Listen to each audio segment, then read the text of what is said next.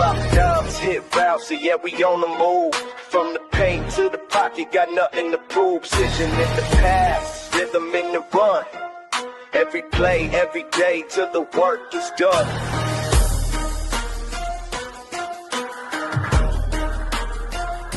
Yeah. Step on the field, I'm reading the D. Eyes wide open, ain't fooling me. Pump fake side step, I'm breaking the press from baseline to sideline. I'm bringing my best, snap back, quick glance. I'm calling the play, hoop dreams and touchdowns. I'm making my way, no look behind the back. Fred in the scene, every angle, every shout. I'm chasing a dream. Drop times, hit routes in the deep, no doubt. From the field to the hardwood, hear the crowd shout. Passes, dish it, through traffic. We find. What is up, everybody? Appreciate you tuning in to Passion and Precision. We are back for another week. Got a lot to get into, but gotta go through, introduce the co-hosts. Right below me, got Key. Key, how are you doing tonight? I'm good. It's Friday. I thought today would never end. The work week is over. Let's get into it. Okay. What's going on, Gene? Appreciate I'm you. good. At the bottom, you already know. Here for the rants. She's unhinged, as it says on her name tag there. Jori, how are you doing tonight? This week I've been feeling pretty scrappy, Okay. so we're in for a treat. I got a lot to say. A lot's happened, starting with Sunday. Oh, yeah, no, we don't work the weekends. Right. Yeah, it's an interesting week here on the show in the NFL. But, Jory's team, my team are playing, so next week you'll probably get an idea based on how the game went, how each of us will come into the show. But look, tonight we got a lot. We're gonna do. Well, Jory and I will do our Foxborough Files and Music City Blitz. See what we think about each other's team and keys to the game. You got Key with Bird's Eye View. We're also going to have another edition of the Precision Index. There has been some movement since the last one. A We'll lot. talk about that. There's been actually a lot of movement. And then with the NBA season starting, we're going to do some predictions. Some bold. Actually, they're all kind of bold. So we'd love to hear from you all about anything we talk about. If you have predictions for the season, you can drop that in the chat. All that good stuff. What's going on, Kerm? Appreciate you coming through. So let's go ahead and get started with Asia Wilson and the Aces. Mid-season, people were worried about what's going on in Vegas. All they do is get to the finals and sweep the Mercury. So, the dynasty lives on. They've won back-to-back titles now. Asia Wilson is now in conversations about being the best women's player ever, the GOAT. And those conversations will continue, obviously, because her career is still going, and, there are some people holding on to some other players. But I guess we'll start with you, Key. Watching the series, just how good is this group? How good is Asia Wilson? And obviously, got to give some credit to Phoenix because they did make it there as well. But what made the Aces so tough for the Mercury? So starting off going way back in the regular season, this team didn't think they was even going to get in this position. I was like, oh snap, they really is missing Kelsey Plum. They get Drew Lloyd in a trade, which I think that was a barely even trade. I mean, you getting Drew Lloyd and Kelsey Plum, same player. Like, I feel like they both are the same player, so it's not like you're losing anything. You had Chelsea Gray, Jackie Young. You had Asia Wilson. You really didn't have any other, bigs that can help with the rebounds. So they did lose some games, and I was like, oh no, what is going on with this Aces? This is not the Aces team that I know. And then they traded for Nalissa Smith, which was an upgrade. She can get you 10 points here and there, but she was good defensively. She got those rebounds when needed. She did a lot of the cleanup work. She was physical down low. And what they did was they moved Drew Lloyd to the bench. Yeah. That was the dagger right there. They finally figured out what worked. After they lost 53 points, something clicked. I don't know what was said. I don't know what Becky did. I don't know if it was a players only meeting. I don't know what happened, but they snapped. For the longest, Nafisa Collier was MVP till she got hurt. Asia took over. 30 plus points every night, putting the team on her back. Lloyd and Gray, Autumn, Jackie Young, they all started to gel, and it was a wrap from there. And then this is where we at. Four-time MVP, co-defensive player of the year, 3-time WNBA champ, and she's not done. Right. She's not done. I can see her getting at least 2 more chips, at least 2 more MVPs. She's going to set records. I believe at the end of the day, she's going to pass Taurasi on that all-time scoring list. Yep. Yeah. And shout out to Dana Evans, because that game 1. Usually when you have people who go on title runs like that, they have one game where one random player just plays extremely well. Dana Evans did that. And I love me some her. The Chicago Sky were stupid to let her go. Just dumb. Like, the Skies ran stupidly too. So there's that. There's the answer to that question. True. That's why they dysfunctional now. Yeah. Granted, I mean, go ahead. You know, the Mercury had moments where they could have turned it around a little bit, but then, like you said, Asia Wilson, the Aces went on a pretty much a 20-something game winning streak since then. She snapped. Everybody else magically just figured out, okay, we need to make this work. We are a championship roster. I don't know what snapped. I don't know what, like you said, I don't know what Hammond said. I don't know what Asia did or whatever. But it was lovely to see.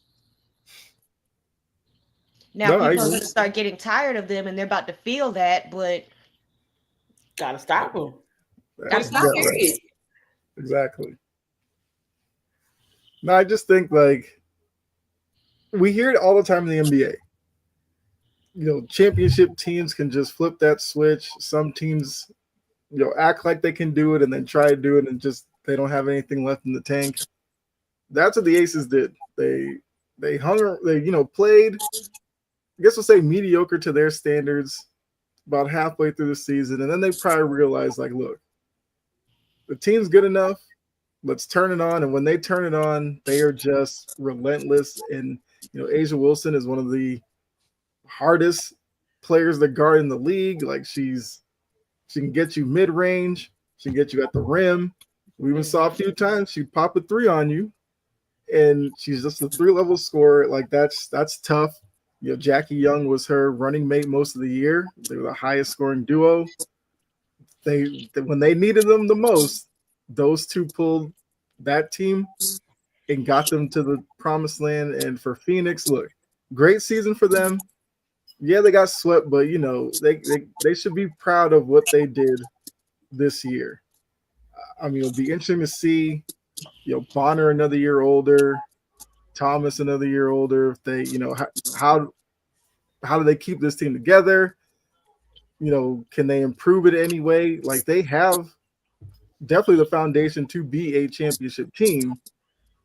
Just that the Aces are just that tough. It's going to take a lot to beat them.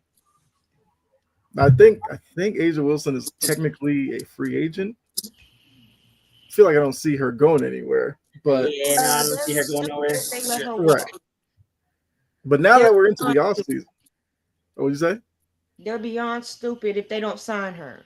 Exactly. I feel like the only way would be if she actually just wants to go somewhere else. Right. I mean, I can't say I wouldn't blame her, like if she wanted to have another like scenery, but I think she's so accustomed in Vegas. I don't think she's going nowhere. Right. Mm. Right. I agree. But now the the negotiations, CBA, all that come into picture.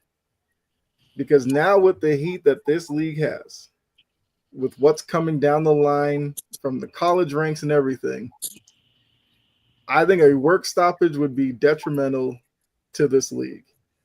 So they have to figure out a way to come to some type of agreement, even if it's not some long-term thing, but at least something in place that they can continue operations for like next year while still negotiating some stuff, because they'll probably have the most fans they have right now after this finals and everything. You don't want to now turn around, get into some nasty negotiations, and have people turn you off and maybe not come back. I think there's now pressure on both the league and the players to figure out something. I'm sure you guys could agree with that. Mhm. Yep, because this draft class coming out next year. Oh boy, I already seen a mock draft already, and if this comes true, Mm-hmm. oh my god, they got Lauren Betts going to Dallas, which they need a big man. Oh, Mm-hmm. I ain't mad at. I'm not mad at Lauren Betts going with Paige Beckers and Enrique. I'm not mad at that. That's a big three right there. Then they got believe Az Fudd and Kiki Rice to Seattle, bruh. Yeah. And Flage to Chicago. That's the guard they need to pair her back up with Angel and Camilla Mm-hmm. and That Haley is gonna Van be one entertaining team right and there. and Haley Van Lith. That's the LSU squad plus Camilla.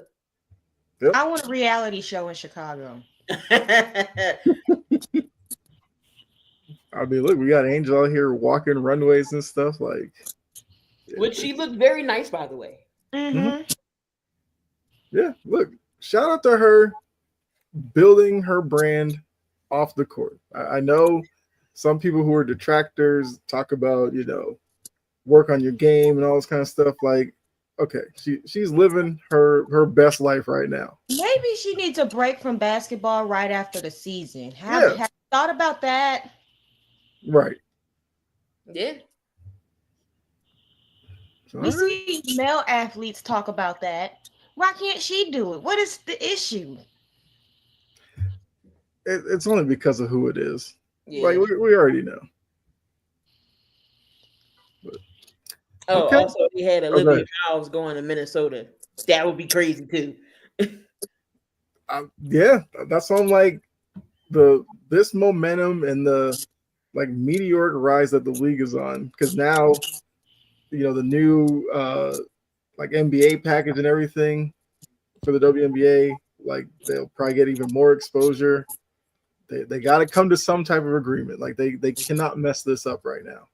Mm-hmm. And you have the expansion teams coming in, so that's even more excitement you're bringing. Like come on. Yeah, Toronto and Portland. Yep. All I just want them to do is possibly add 2 roster spots to each team, because there's no way you got all this talent and they come through the draft and then they go through training camp and get cut. Yeah. Yeah, they definitely have to do something about that, because that was wild this past year. First round picks getting cut. You can't have that be a trend. So They're not also, John, willing to I just see talk to something. That's the issue. Yeah, and I saw some quote from one of the owners, like, well, some owner was talking about how like some of the other owners are looking at the whole Collier Kathy thing and are like, we feel like we obviously want to fire her, but after kind of the exposure from Collier, they're almost like, is now the time to do it or something like that. And I'm like, look, if you have somebody in waiting that can help grow the brand and not, I'm not going to say Kathy's an embarrassment or anything like that, but not bring the kind of energy that she does to it, move around and get them in. This is the time to do it. Mm-hmm. Like, I obviously don't want Everybody to. is asking you to do it. Literally Yeah, everybody. So don't worry about backlash. Pull the right. trigger. Yes. Because right now you just need somebody in there that the players can trust to have their back and do what's right for them. Mm-hmm. Well, let's go on. Brian Branch.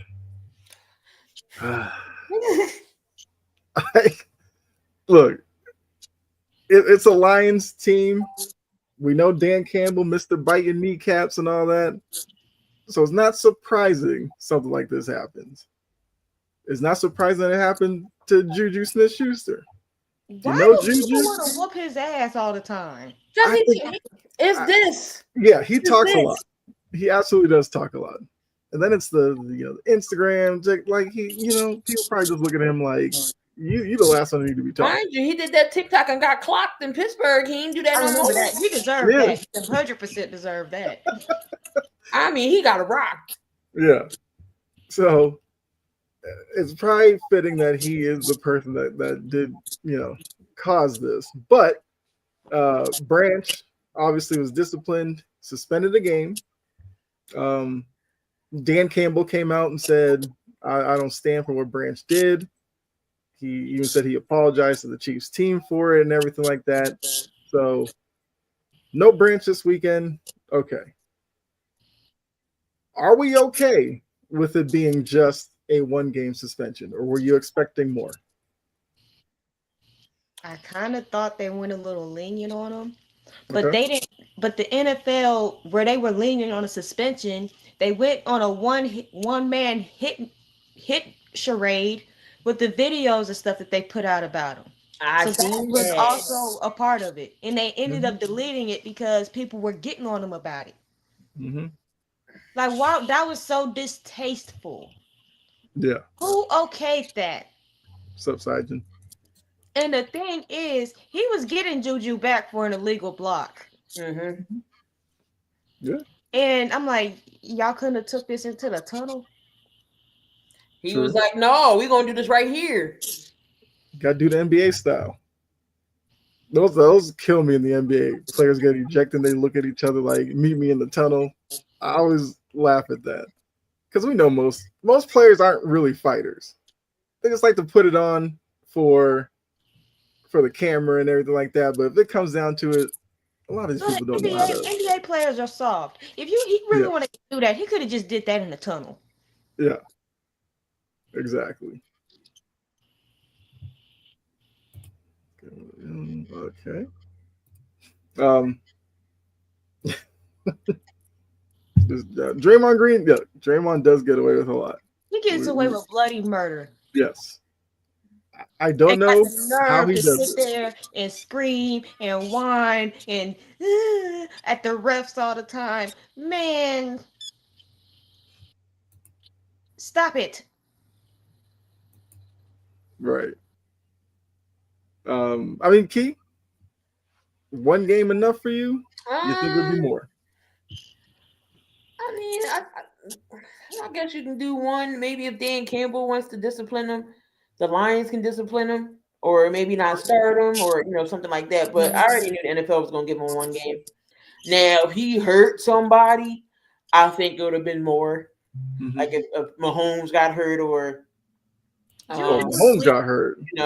because he did go over there, or somebody got hurt. Then yeah. I thought Juju was bleeding. Yeah, he was bleeding his nose, but I don't think it was like injury. Oh. Yeah, that might have been just from like the helmet coming off and like brushing up against his nose. That picture is so flattering. You really know how to do it, Kyle. I searched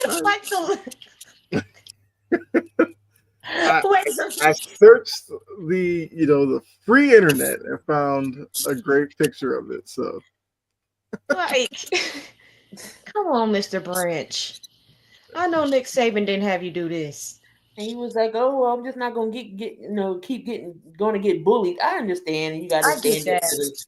I get it, but you couldn't, man. Not like that. Mm-hmm. And I applaud Amon Ra for standing up for his teammate in the media. Yeah, absolutely, absolutely. Um, yeah. So it's a game. We'll see how Branch comes back from it. I believe they have their game, then the bye. So it'll actually be a couple That's weeks. why it was only one game. Right, and I think Branch's appeal was, I guess he wanted to play the game before the bye and then maybe serve it after the bye or whatever. But yeah, Not how that works, sir. right, Not how that works. You go to jail. You don't say, "Oh, judge, can I not go this day? You can arrest me tomorrow. Get out of here." Or put me in jail tomorrow, or do my sentence tomorrow. Let me miss this day. That don't work. It don't work that way. You when know, you said that, that reminded me of the Chappelle Show skit. people actually, if you watch Law and Crime Network, people actually try that. Yeah, They be crying to the judge, "Can I get one more day? I need to get this taken care of. I'll turn myself in." I'm like, where is that gonna get you? You can't negotiate you were too late for that. yeah. And they be on their last strike too, talking about, "Let me get one more day." No, you No, are done. you had your one more day and you effed it up when you did that Right. stupid ish. Yep. Okay. Let's keep it moving. Russell Westbrook is a Sacramento King.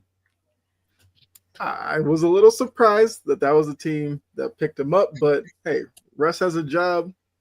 Cool. Westbrook is one of those players that you love his motor, and then you scratch your head with some of his decision making, and you just have to live with it. So now that he's in Sacramento, Sacramento's a group that has really fallen off since it seemed like there was some hope with the light, the beam, everything.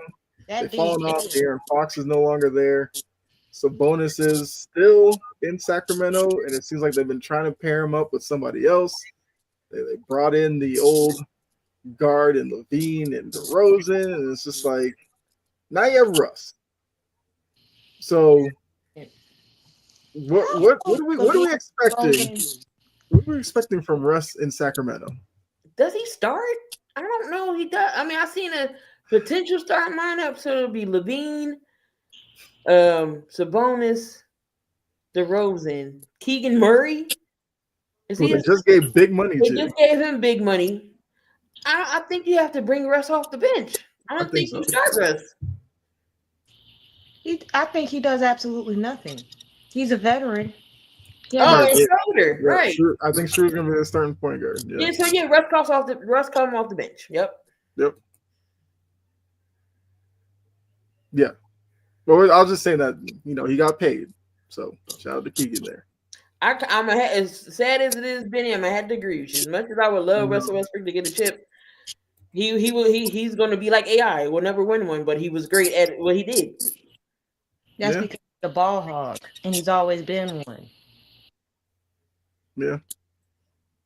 It was just like, along with AI, because AI I feel like was a guy who probably universally people are rooted for to win, even if you weren't a Sixers fan, just because smaller guard who played tough, went in the lane, took a lot of punishment. Russ, I feel like people rooted for because, like I said, he's on the court. You don't have to worry about him giving effort. He goes a million miles an hour all the time. Like I said, it's those moments where a team will leave him wide open on the wing for a three, and the whole arena shouting, "Don't shoot it." You're sitting at home like, Russ, don't do this. Right. You see this face, like, no, you like, oh my God, he's not about to shoot up what I think he did. Russ, pass the ball. Russ, no. You can see it in his face when he finna shoot a stupid shot. I'm like, no. Just like the what was it? I think we'll win one. It just won't be. Hopefully, you'll be around to see it. This is like the Denver game, the playoff game when Jokic scored 60 points. I was like, that was a waste. Mm-hmm. Yeah, because you had his decision making. Like, he's very tenacious. He's very tough. He's gonna always put in 100% effort. But sometimes he makes decisions where you really question what goes on in between his ears. Mm-hmm. Like, why would you that? Pass it. Yeah. You are.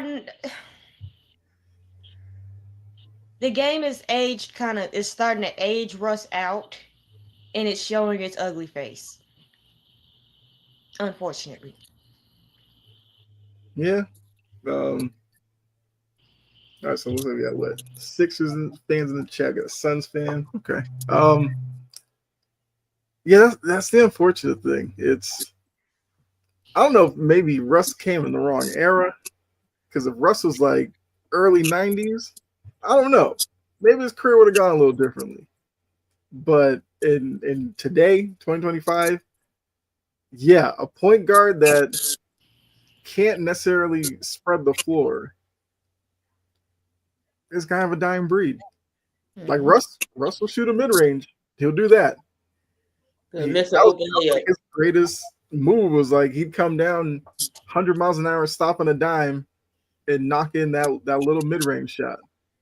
But then he'd knock in a couple of those and go, I'm gonna be Steph Curry for the next quarter, and you just be like, Mm-hmm. how do you do this? Or he missed an easy layup. How are you missing layups, Russ? Right. It always seemed like he was kind of an easy guy to get into his head, especially if he was missing shots. Like he would get all emotional. He'd commit like that dumb take foul, like in the backcourt, and you just be like, why do you do this? And then And you all look you can around, do is sit there and roll your eyes. Like, yeah, Western Conference. Okay, all right. Then he's predicting big things for the Rockets. We have NBA predictions coming up, but we'll see if the I'll get Rockets back make on them to better. Russell Wilson later. There's been some comments made of Russell Wilson. Westbrook Westbrook, yeah. Mm-hmm. later. Because there's been some comments said about Russ that I really think need to be discussed. Yeah, some I agree with, some I don't. So I mean, Yeah, Especially one. yeah, yeah. Absolutely. We'll definitely come back to Russ later on in the show. All right, let's get into those NBA predictions. Like I said earlier, those of you in the chat, if you have a bold prediction for this season or whatever, drop it in the chat. We'll see how bold y'all can get. We also did some of our own predictions. So, Jori, these are yours. Some interesting ones in there, I will say. So, you say the Lakers aren't going to do too much, aren't going to do much. What is that looking like? What it I was, always looked like. Get in the I was first saying, round like, of the playoff does and that go mean home. okay? I was about to say, like, you talking about like a playing team, or you saying like playoffs and then go home Or early? barely squeak in to play in and then go home in the first round of the playoff because Rob Pelinka has built this team like a bunch of Lego bricks. I am sick and tired of Rob Pelinka. He's over here ruining draft picks before they even get a chance to develop. Dum dum over somebody that got gout and can't stay on the court. You over here bending to LeBron's knee to draft his trash ass son and who can't fit, who's just wasting a roster spot at this point.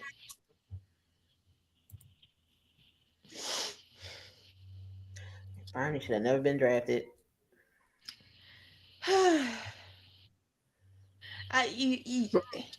The Anthony Davis trade. I Yeah. get why you did it, Mm-hmm. but why is it? Was that just a favor to Nico? What?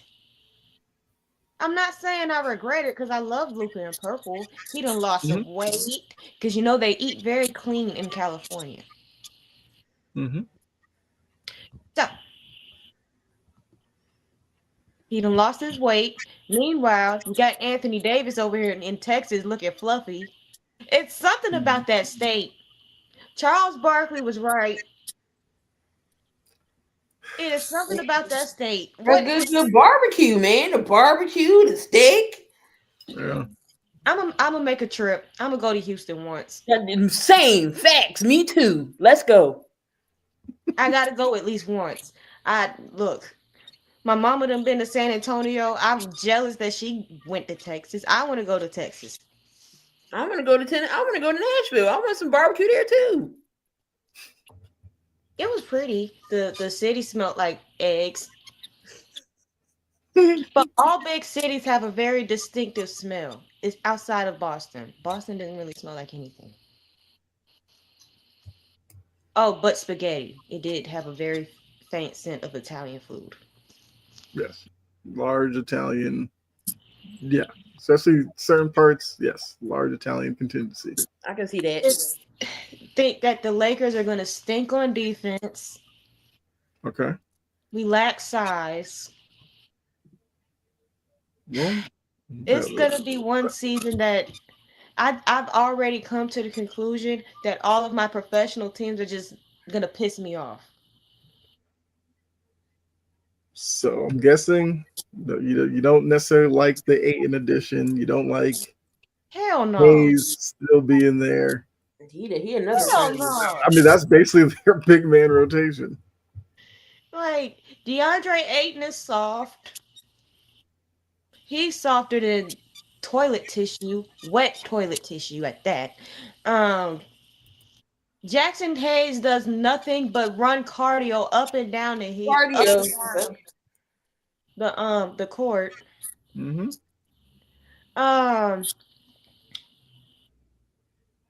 And I don't know why he wasn't playing in that in that playoff game. I already relived it yesterday. Mm-hmm. This is pretty much the same team that let Rudy freaking Gobert carve them up for 34 points. You think I'm gonna expect anything different from them this year? Mm-hmm. Absolutely not. Rob is the problem. And until we get rid of old Goat Gang, get rid of LaSissy, get him off my team, get his trash son off my team, get Rob out the front office. This team was not going to go anywhere. They might luck into a championship, but as far as going on a run, an extended run, absolutely not. Look at what Oklahoma City is doing. It's all about the draft. And we get talent in the draft, but what do we do? We trade them in the middle of the season, and then they have to come back because the trade don't work, and now they all of a sudden their jump shot broke as hell. Ask Lonzo Ball. All pennies. Like, I'm sorry, I am tired.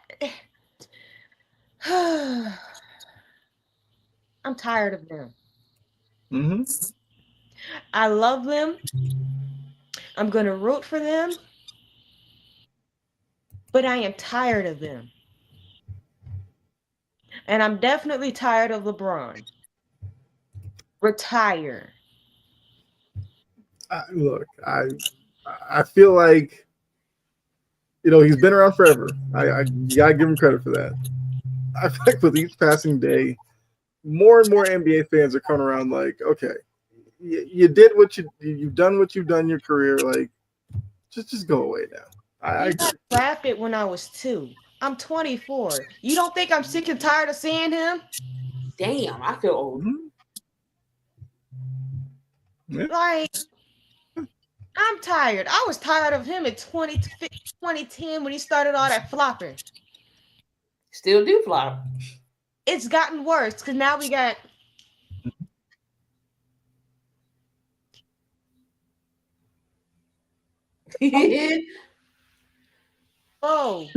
cut the theatrics. You're not a good enough actor to win an Oscar. You're not. or Emmy, I mean, whatever it you is. saw Space Jam too. That corny ass crap. You know, Man, I haven't watched it, and I got a feeling I'm not missing nothing. I got out. I watched half of it, and I went to go watch Demon Slayer. Man, I saw the trailer, and that was enough for me. that was enough. Yeah. I'll never forget that one day the Sixers was playing the Lakers, and Joel was about to posterize LeBron, and he pushed him like, and then gonna say ref that one like, and then gonna complain. You blatantly pushed him in the back, and you know Joel fragile, so that could have really did some damage. I think he got hit with a technical. He too, should have. but- I remember that. But He he gonna say he gonna go over there and complain. You cry. you pushed him in midair because you was about to get postered, and B was about to take his head. Yep. My mama know he a crybaby, and she don't even watch basketball like that. So what does that tell you? Because he's been doing it for years. Mm-hmm. Get him off my team. They continue to let me down. All of my professional teams just piss me off this season. Just go ahead and do it. Yeah. Anyway, I think Orlando has the makings of being a very good team this year. I think Okay. they take a sizable step forward, considering that the East is wide open. Also, Detroit. I love what they've done. I love the fact they're keeping people together. I like JB Bickerstaff. That's the coach, yeah. As the Mhm. coach, I believe they learned from their loss in the playoff. You could tell Mhm. they learned. And I think that they're gonna finish they're gonna definitely be a playoff team. The Spurs, if Wemby stays healthy, I think, and along with Stephon Castle. I don't know why I can't talk today. De'Aaron Fox and the rest of that. I'm not a Sohan I was tennis ball. journeyman. The man with the tennis ball head. And the blonde hair dude. Yeah, who looks like a terror. I'm not a big fan of that. I think they need to go ahead and try to do something with that. Mhm. Do something with him. But I do think that the Spurs do make the playoffs outright. I think Derek White is also going to be a Defensive Player of the Year finalist. He's going to be asked to do more. He's going to play more because of the Tatum injury. So I think he has more of a ground to get Defensive Player of the Year. Yes, he's sneakily underrated as a defensive player. Mhm.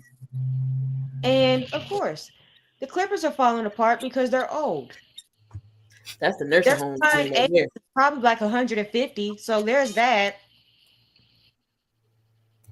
Yeah. The locker room probably smelled like Vicks Vapor Rub and Bengay. And Icy Hot. And Epsom salt. Like that starting lineup is like all mid-30s. Like that is a crazy way. And then you got not me Kawhi, Mm-hmm. who it's any day with him where something happens to his knee, he just can't play no more. Any day. And their biggest acquisition, Bradley Beal. Good luck.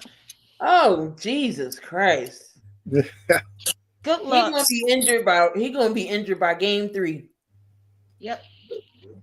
That's That's an why interesting. It's gonna fall apart. It's an interesting roster they put together.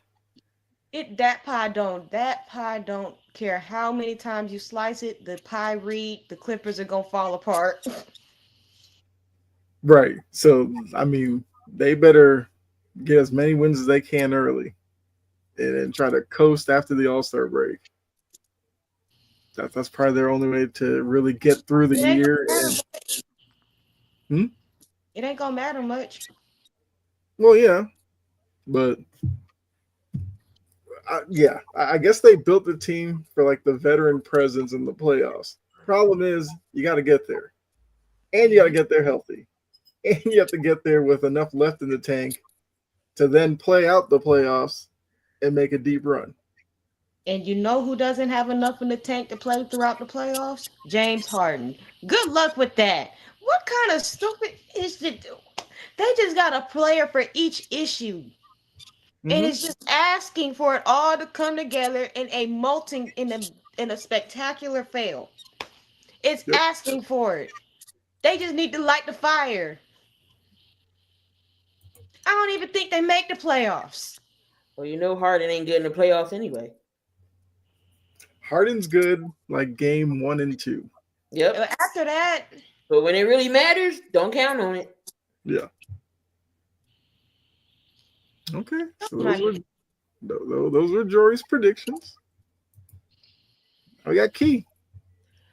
All right, so I got the Knicks to go into the finals. The East is very wide open now that there's no Tatum, there's no Indy, there's no Halliburton for Indy. Plus Miles Turner is in with the Bucks now. Yeah. So I think the Knicks is the front, if the can't get to the finals. Zion, he lost all his weight. It's money involved here on how many games he plays. Mm-hmm. I'm gonna make a bold prediction, and he gets at least 60. Because if he if he gets more, I forget what the number is, but if he gets at least the 60, that's his whole contract is he can get.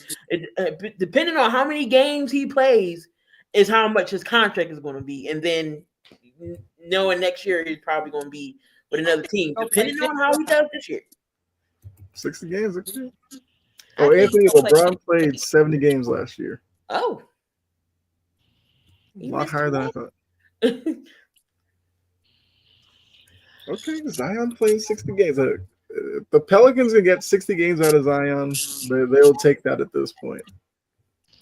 Luka, I think he'll average a triple dub, knowing that LeBron's going to be out for a little bit.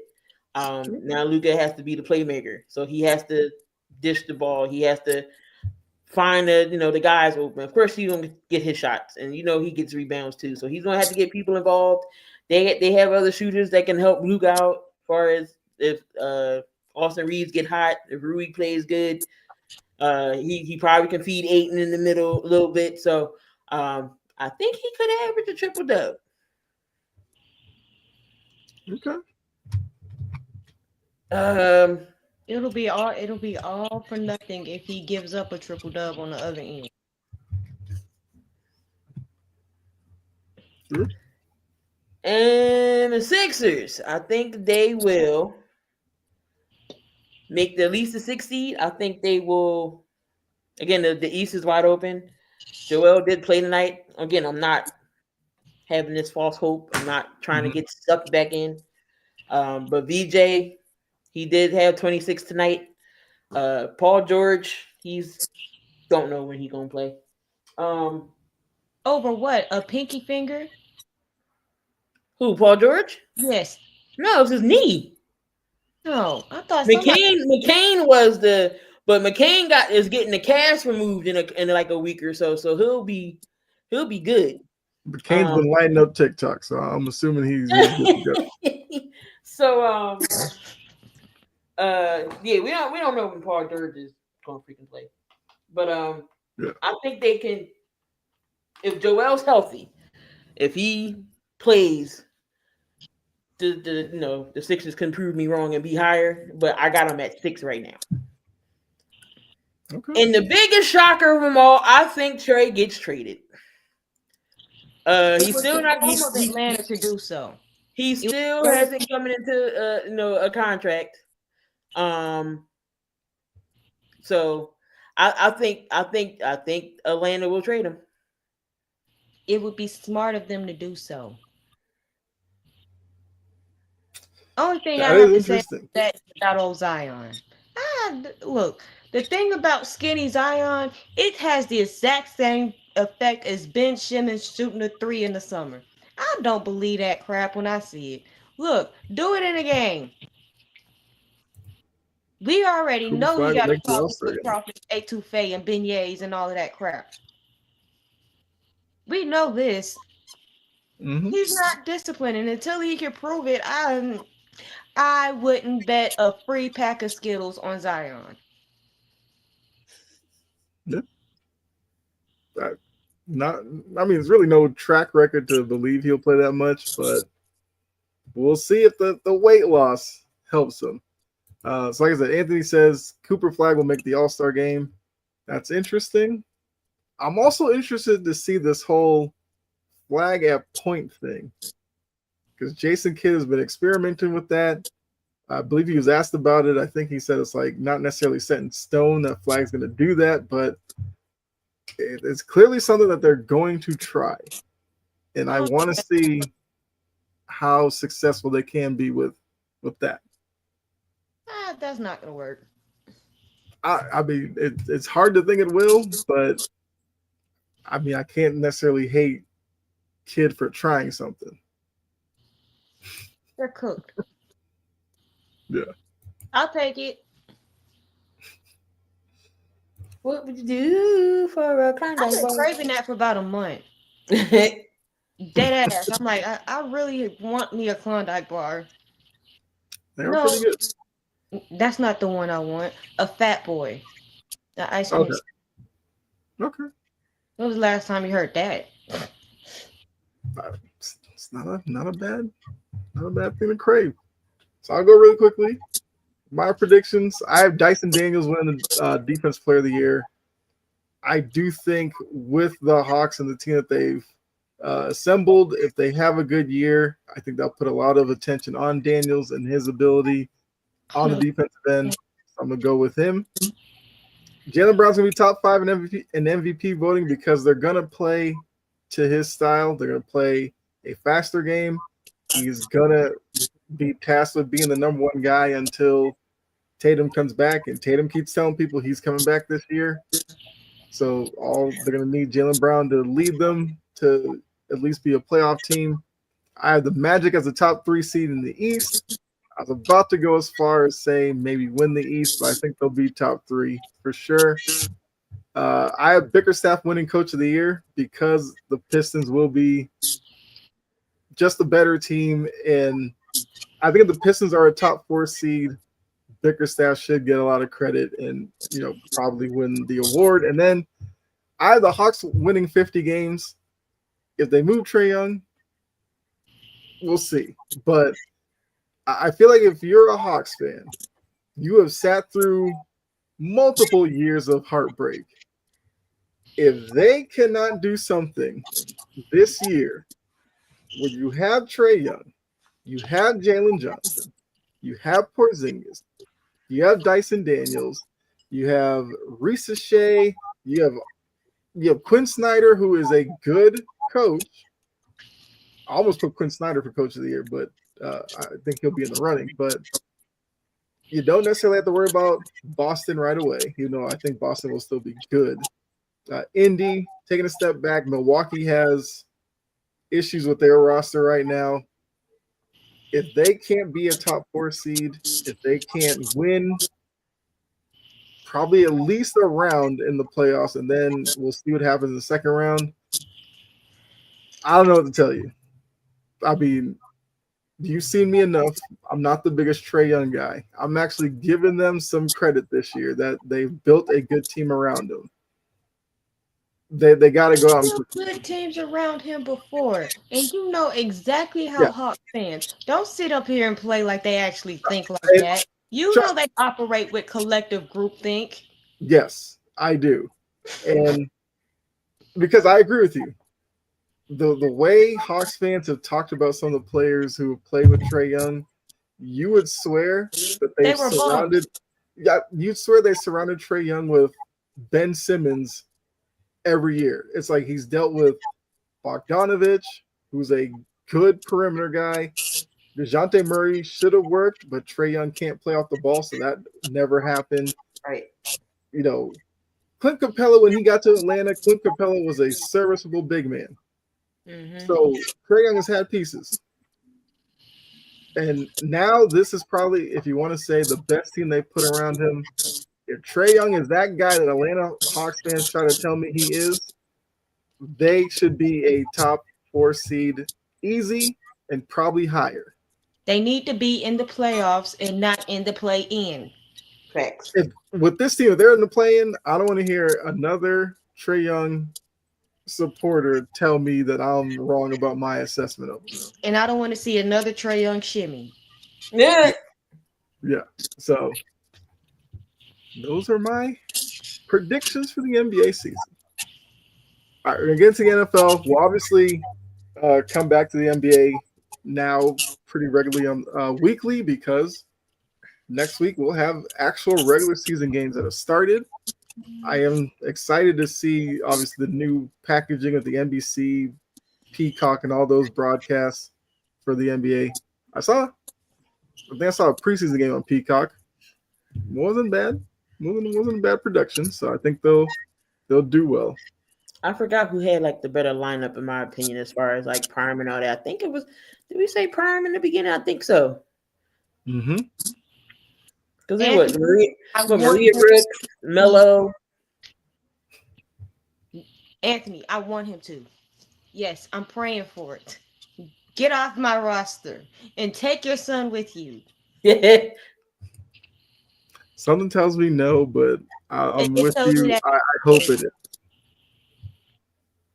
As long as nobody else big retires next year, sure. Because we knew once Chris Paul said this is going to be his last year, we knew LeBron's not going to share the spotlight with him. He needs it to himself. So if you're thinking about retiring, don't do it next year. Leave it for LeBron. They're all mixed. Yeah. All right, so Precision Index. We're back with another edition of it. Like we said, there's been a lot of movement. So, Melo is on NBC. I think Jamal Crawford is Jamal Crawford Prime. I think Vince Carter's NBC. Reggie Miller's NBC. Blake Griffin is Amazon. Which Ain't Maria Rooks or Maria Taylor? One of them. I'll be getting confused. Rooks, Blake Griffin, and Dirk are like the Amazon team. Yeah. I'm excited to see those three. I think Maria Taylor is actually still somehow involved NBA wise. We're probably NBC. Move to Liverpool. Yeah. Yes, Crawford's on NBC. Yeah, I like the groups that they put together. What's going on, Tapa? Appreciate you tuning in. Burn. All right, so NFL tiers. We'll highlight a few teams. We do have some more stuff to get into. Dungeon Dwellers. But I guess the team that obviously we all want to talk about. The Ravens have fallen to the dungeon. Look. The NFL world can be as optimistic as they want about after the bye Lamar coming back. I'm sorry. The defense isn't good enough. The running game isn't good. The protection isn't good because Lamar's taken a lot of hits this year. Decision making from Lamar, questionable. Monken's play style, questionable. And Harbaugh's ability to lead this group, questionable. Put all that together, I don't understand where the optimism's coming from. Yes, their schedule gets weaker. I get that. But they're weak. Right. And this is a league we're seeing the Falcons go up against the Bills and look like world beaters. We've seen and then play the Panthers and get blanked. Yeah, so I think the current state of the Ravens, maybe they'll win some games, but I feel like they'll be a lot closer than they normally have been because of how flawed that Ravens group is. Well, part of the problem is because they have Daniel Falele down there, Faleleing around, spinning in circles and not knowing how to damn block and not knowing his assignment. I will say, That's Anthony. The problem. And then you can't establish the run because you done went away from your running back that you done paid $13 million before. And here's the thing. You can't even blame the fumbles because the fumbles are your fault. He doesn't fumble if he gets his touches. Mm-hmm. But you want to do all of this. Be a chameleon. Todd Monken is still a Mickey Mouse play caller. The defense still stinks. I don't care about how many injuries that they have. Marlon Mhm. Humphrey is burnt bacon. Roquan Smith is barbecue chicken. Matabike is done for the season. Well, he's done for the season and he's not walking through the door. Harbaugh is a fraud.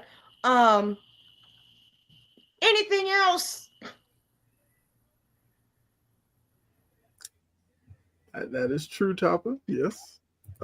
Yeah. And Anthony, to answer your question, it is not all on the line because there have been plays where Lamar has held onto the ball and has brought on unnecessary hits. Lamar is trying to stat pad, y'all. Y'all don't be seeing this. Mm-hmm. Lamar stat pads. He holds on to the ball so he can make a big play or throw it downfield. Why you think? I forget what game it was that he has the highest rating passer rating in so many games. I need somebody that can catch. Send that man back. I got a quarterback. It's another year. Hopkins, OBJ, some weeks Zay Flowers. Like these are guys who are out here just wasting time on a Sunday. The Bills lost the because of that. Patriots love it. They're ahead of schedule. I did not think they'd be first place right now. Now, if they lose another game, I am going to move them down. They're on probation. Yeah. I think with the Bills, it's a rough stretch. Don't get me wrong, but I still think that they are a good team. Now, coming out of the bye, we'll see, because hopefully they don't have like the Ravens effect, body language getting bad. Because Josh Allen had some bad body language against the Falcons. Hopefully the bye he can because they're getting their ass kicked. Yeah. But with Lamar, the main difference is the Bills actually broke the Ravens. If you could tell that second half meltdown broke that team, and they can't sit here and tell me otherwise because they look like trash juice since. I think the Bills cracked them. I think the Lions destroyed them. Oh yeah. Having a team come into your building, just line up across from you and physically bully you for 4 quarters, that is rough, especially in Baltimore. They're gonna have to figure that out. That rush defense. Ed Oliver has missed some time. They need him back healthy, and Milano too. Yesterday.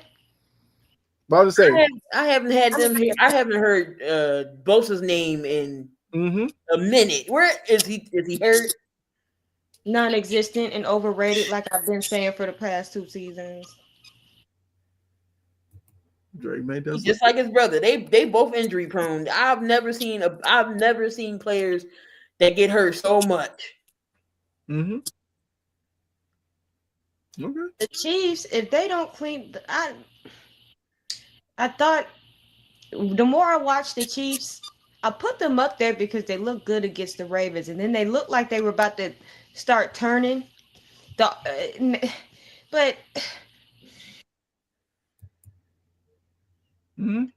they have issues. Yeah, Anthony, there's a lot of teams on here that can move up with this weekend's play the games, because there are some teams that we are wanting to see what they do this week before the next edition, moving them up. So let's go flip-flop category. And let's highlight the Panthers. They're 3-3. They've had an interesting year. They went from, beating down a Falcons team to getting blown out by the Patriots to, beating the Dolphins, which, everybody's beating the Dolphins. They came back and beat the Dolphins. Right. And I think for a young group like the Panthers, the fact that they were able to come back in that game kind of shows that they are a team that's on the rise. Now, that division, the Bucs are probably going to run away with it. The Falcons should be the second best team. But can the Panthers, make it interesting the rest of the season? Can they maybe spoil some teams seasons later in the year? Because they're not a pushover anymore. So, how do you feel about the Panthers? Like, do you think they are trending up? Or do you think maybe they're just hitting a little bit of good luck right now? I will say that matchup versus the Titans is going to be tough because they just fired their coach, and you know how teams like to play after they fire a coach. Mm-hmm. That's crazy. It's they like, oh, this man going now. Now they feel fresh and free. They gonna play. I think the Panthers can go 6-6 and was it 10? I think they can win 6 games. Okay. I think they could win But more than that. that would be a good step up for them. Yeah, I'll give them 8. Okay. But I still don't like Canales. I don't like him. Yeah. I mean, he's I a guy know who. bad coaches. I've dealt with bad coaches. My team just Mhm. got rid of a terrible head coach, and I was like, "Thank God!" Mhm. Like, I don't root for No. people to lose their jobs, but No, you he know, had to go. he had to Yeah. go. I was ready to jump off the deck. Mm-hmm. Just take me, Lord, because I'm like, what? And for Canals, this is a big year for him. Thomas says T Mac and Rico is the best thing for Bryce Young. Absolutely. Mhm. Rico Dowdles. They get Jimmy Horn involved. I think Xavier going to be the eye man out because Yeah. Jimmy Horn in that slot, and he's a deep threat ball too. Jimmy going to be good, just like T Mac, and Mhm. and then Rico, and then you get Chuba Hubbard back, bruh. Yup. Yeah. Xavier Legette better learn how to catch. Mm-hmm. Yeah. So That's look worry about raccoons. yeah, so for Canales, I think Canales was a guy who was probably close on the hot seat. If he can close out this year well and show some promise, like Thomas said, like there's some pieces there now that kind of complement Bryce Young. If they can keep this play up, then look, Canales may be the guy. I'm not necessarily, like you said, Jory, I'm not the biggest fan of his necessarily, but look, if they're playing well, they're playing well. You have to give them some credit for that, at least. Mike McDaniel is next. If they lose to Cleveland, we have said that for a couple of weeks now. If they lose that week, he's gonna be gone. He's still around. He's still there. Drunk at a press conference. And you got the sassy Samoan who don't know how to shut the hell up. Mm-hmm. I'll take McDaniel's that. an OC, not a head coach. Any team that gets him is he'll get a job when he gets fired for OC for sure. I'll take him. Be my OC. I just don't want him and his vapes around my defense. Mm-hmm. I think Dayball's job is safe this season. It may be. We gotta see how the Giants in like their record overall is. But if Dart plays well, like if he keeps continue to move up, I think his job is safe. I think you finally mirrored the coach to the quarterback. Mm-hmm. Yes, but I also think for the Giants, it shouldn't really matter about wins. I think all the Giants needed to do this year was find out if Dart was a starting quarterback in this league. I think he has shown that, and I think because of that, Dayball deserves the amount of time that they're willing to invest into Dart. I think Dayball has earned the right to be there with him. Get that man a line. Give him another receiver besides Neighbors. Speaking of quarterback hell, Cleveland. Oh my God. Joe Flacco got people in Cleveland Joe Flacco was balling punching the air today. In the icy hot bowl. Speedy Flacco. He was sliding a little bit. I'm like, wait a minute. You 40 that years scramble. old. Like you see that scramble he did? I did not know he had that. He took it off. I'm like, wait a minute. We got the AARP going on, AARP bowl going on, and this man is over here just scrambling. And he made some throws. That throw to T. Higgins to close out the game. That's because Ramsey was barbecue chicken. He got burnt. He got burnt. Oh my God, T. Higgins cooked. Ooh. Yeah. T. Higgins cooked them. Jamar Chase cooked them. I could have cooked them. My Chihuahua could have cooked them. You know what happened? They put Joey pass interference Porter on Chase. And you know that man leads the league in the most pass interferences. And the crazy part is he did when he was at Penn State. This man holds every time. So yeah, I would put my best receiver on him too. And Chase still had 16 catches on 20 targets. Yeah. So Flacco knows the game plan. Get the ball to Higgins and Chase, and we'll be all right. Yeah, because he damn sure did it. Mm-hmm. I'm like, because we were all on one, and I'm checking. I'm like, what the heck? What? Mm-hmm. That one play where they found what's number 80. I don't remember his last name. He was wide open down the middle. I was like, how do y'all do that? Flacco said, and he was like, oh snap, they bit on it, and he was right down the middle. I was Mike like, wow. should have said what he said about Cleveland. No, he shouldn't have said what he said about Cincinnati trading for Cleveland, and he shouldn't have said that crap. Period. Why would you say that? Yeah. Like, that was his crumpets. He should have just shut up. Why would you know better? You know what bulletin board material is. Yeah, I didn't get that one. Like, Flacco's played for every team in the NFC East. I mean, in the AFC North, except for the Pittsburgh. Yeah.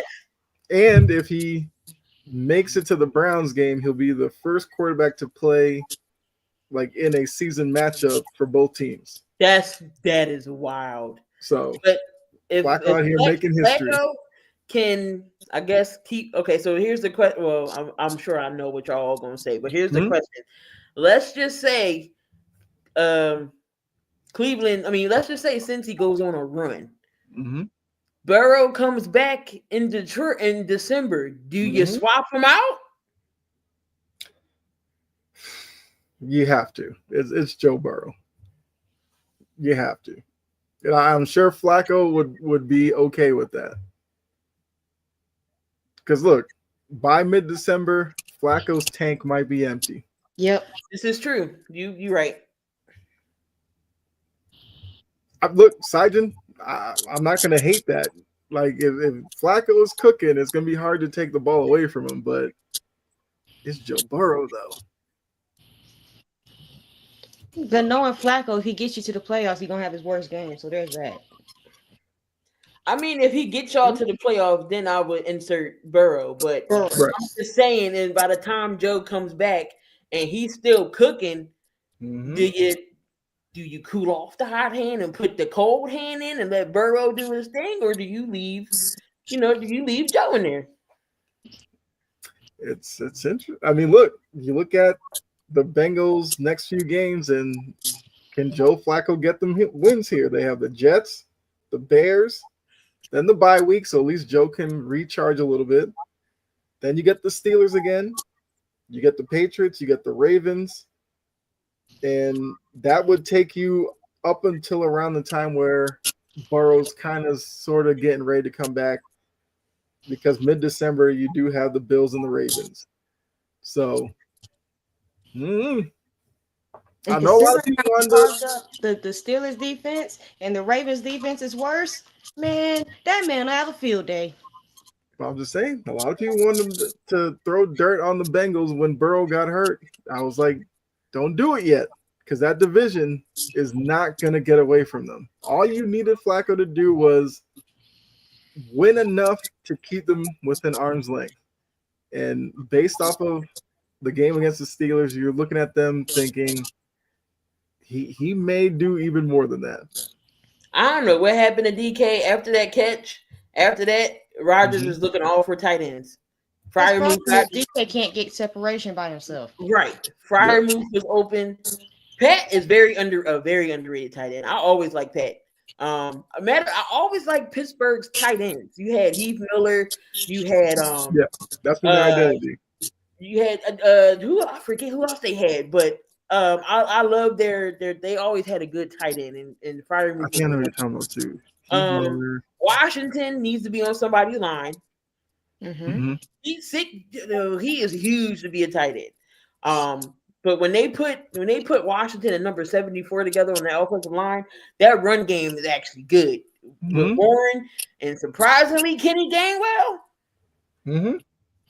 So And then my funniest moment was Aaron Rodgers got tackled by the lineman. He didn't like that too much. It was an accident, but damn, Aaron, let it. Right. He was pissed. I was like, you know what? I'm not celebrating with you no more. You know Rodgers is the a-hole off the field. I'm sure. And that was an a-hole moment. Mm-hmm. And look, Rodgers, this is what like kills me because he takes him down for the score to go to get the lead. And he's over there pumping his fists. He's loving it. He's feeling it. Then he's watching the Bengals go down the field, and you can see his whole demeanor changes. I would be cussing out Jalen Ramsey. Yeah, but it turned, in his head, he was like, I'm going to blame somebody for this game. And he was just looking around to see who was going to be. Ramsey probably is the guy because that Higgins play, he was left grasping for Higgins, and Higgins went right by him. And I was just like, that was you being aggressive. Mm-hmm. And I get it. That's kind of a Pittsburgh thing. They love their corners being aggressive. But that's also why Brady used to torch them in the playoffs all the time. Yep. Let's talk about how Chase Brown was cooking. Chase Brown had a good, yeah. All of a sudden, Pittsburgh that defense offensive is line old was and slow. shocking last night. Look, I think the weeks of Browning, they were probably down. Flacco has given them a reason to think they can win again. They didn't. Yeah. Ramsey couldn't. Well, no, I don't think they had Ramsey on Chase. They had Joey Porter on Chase. Mm-hmm. Yeah. And I'm like, that's the wrong. That's like putting a Dory Jackson on Chase, or that was him being trash. Wow, pass interference all the time. You can't stop him. He catches everything. And I love Justin, but it's Chase then Justin in my opinion. Jamar is just more physical than JJ. Yeah. Yeah. Mm-hmm. Okay, everybody got torched. Slay was getting burnt. No play Slay. He was getting cooked. Ramsey was getting cooked. He got cooked by T. Higgins.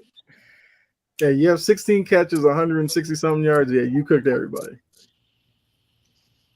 Chain movers, let's highlight the we did just talk about the Bengals, but how are the Bucks? The Bucks in the chain mover group, they won 4 games with last minute drives, which everybody will tell you can't sustain that, which fine. They are coming off of a kind of a 2-possession win. Is Baker the clear-cut favorite for MVP right now? Yes, but and they're winning because of him, because the defense really sometimes has been hamming it up. Mm-hmm. Yeah. And if Baker keeps up, he'll single-handedly be the reason why they enter the Dub Club. And he's going to be playing with the middle school kids on Monday because I don't think Mike Evans is playing. Godwin ain't playing. And Ibuka is maybe out with a hamstring. So all they're going to have is Tez Johnson, and I don't know who else. So he's going to be playing with the middle school kids against the Lions team. There's another Johnson that he's throwing to. Oh, yeah, Johnson & Johnson, right. Yeah. But Tez Johnson, look. I like that big play. Yeah. Then the man hit the round off, the backflip. He did it all. But, Baker has shown he's not one of these quarterbacks that needs elite talent around him. Baker's the type like, hey, you suiting up, we going out there and we going to get it done. And he will make sure that those guys feel confident in their ability to play along with him, which is why I'm a big Baker fan. And I agree with you, Jori. When they do make it into the Dub Club, it's going to be because of Baker and his maturation as a quarterback. With the Browns, he had some issues. He was, bad turnovers and stuff like that. And we felt like maybe his emotions were getting a little bit the best of him. With the Bucks, he is a steady hand. He comes up big in the clutch. And you just know with him, if they're in it in the fourth quarter, Baker's going to find a way to get them the score that they need. More times than not. And you mess up.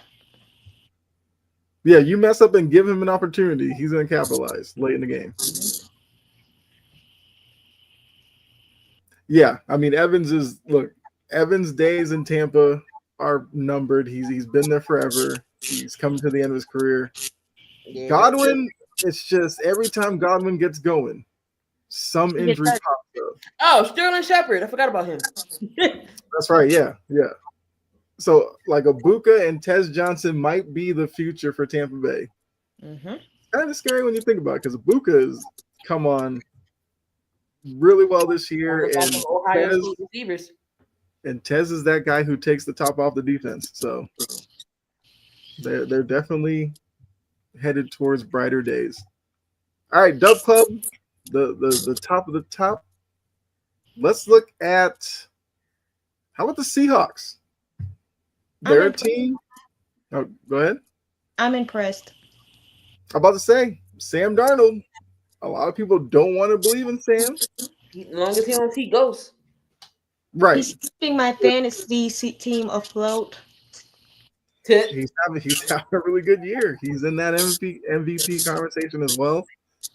JSN has emerged as a legit number one.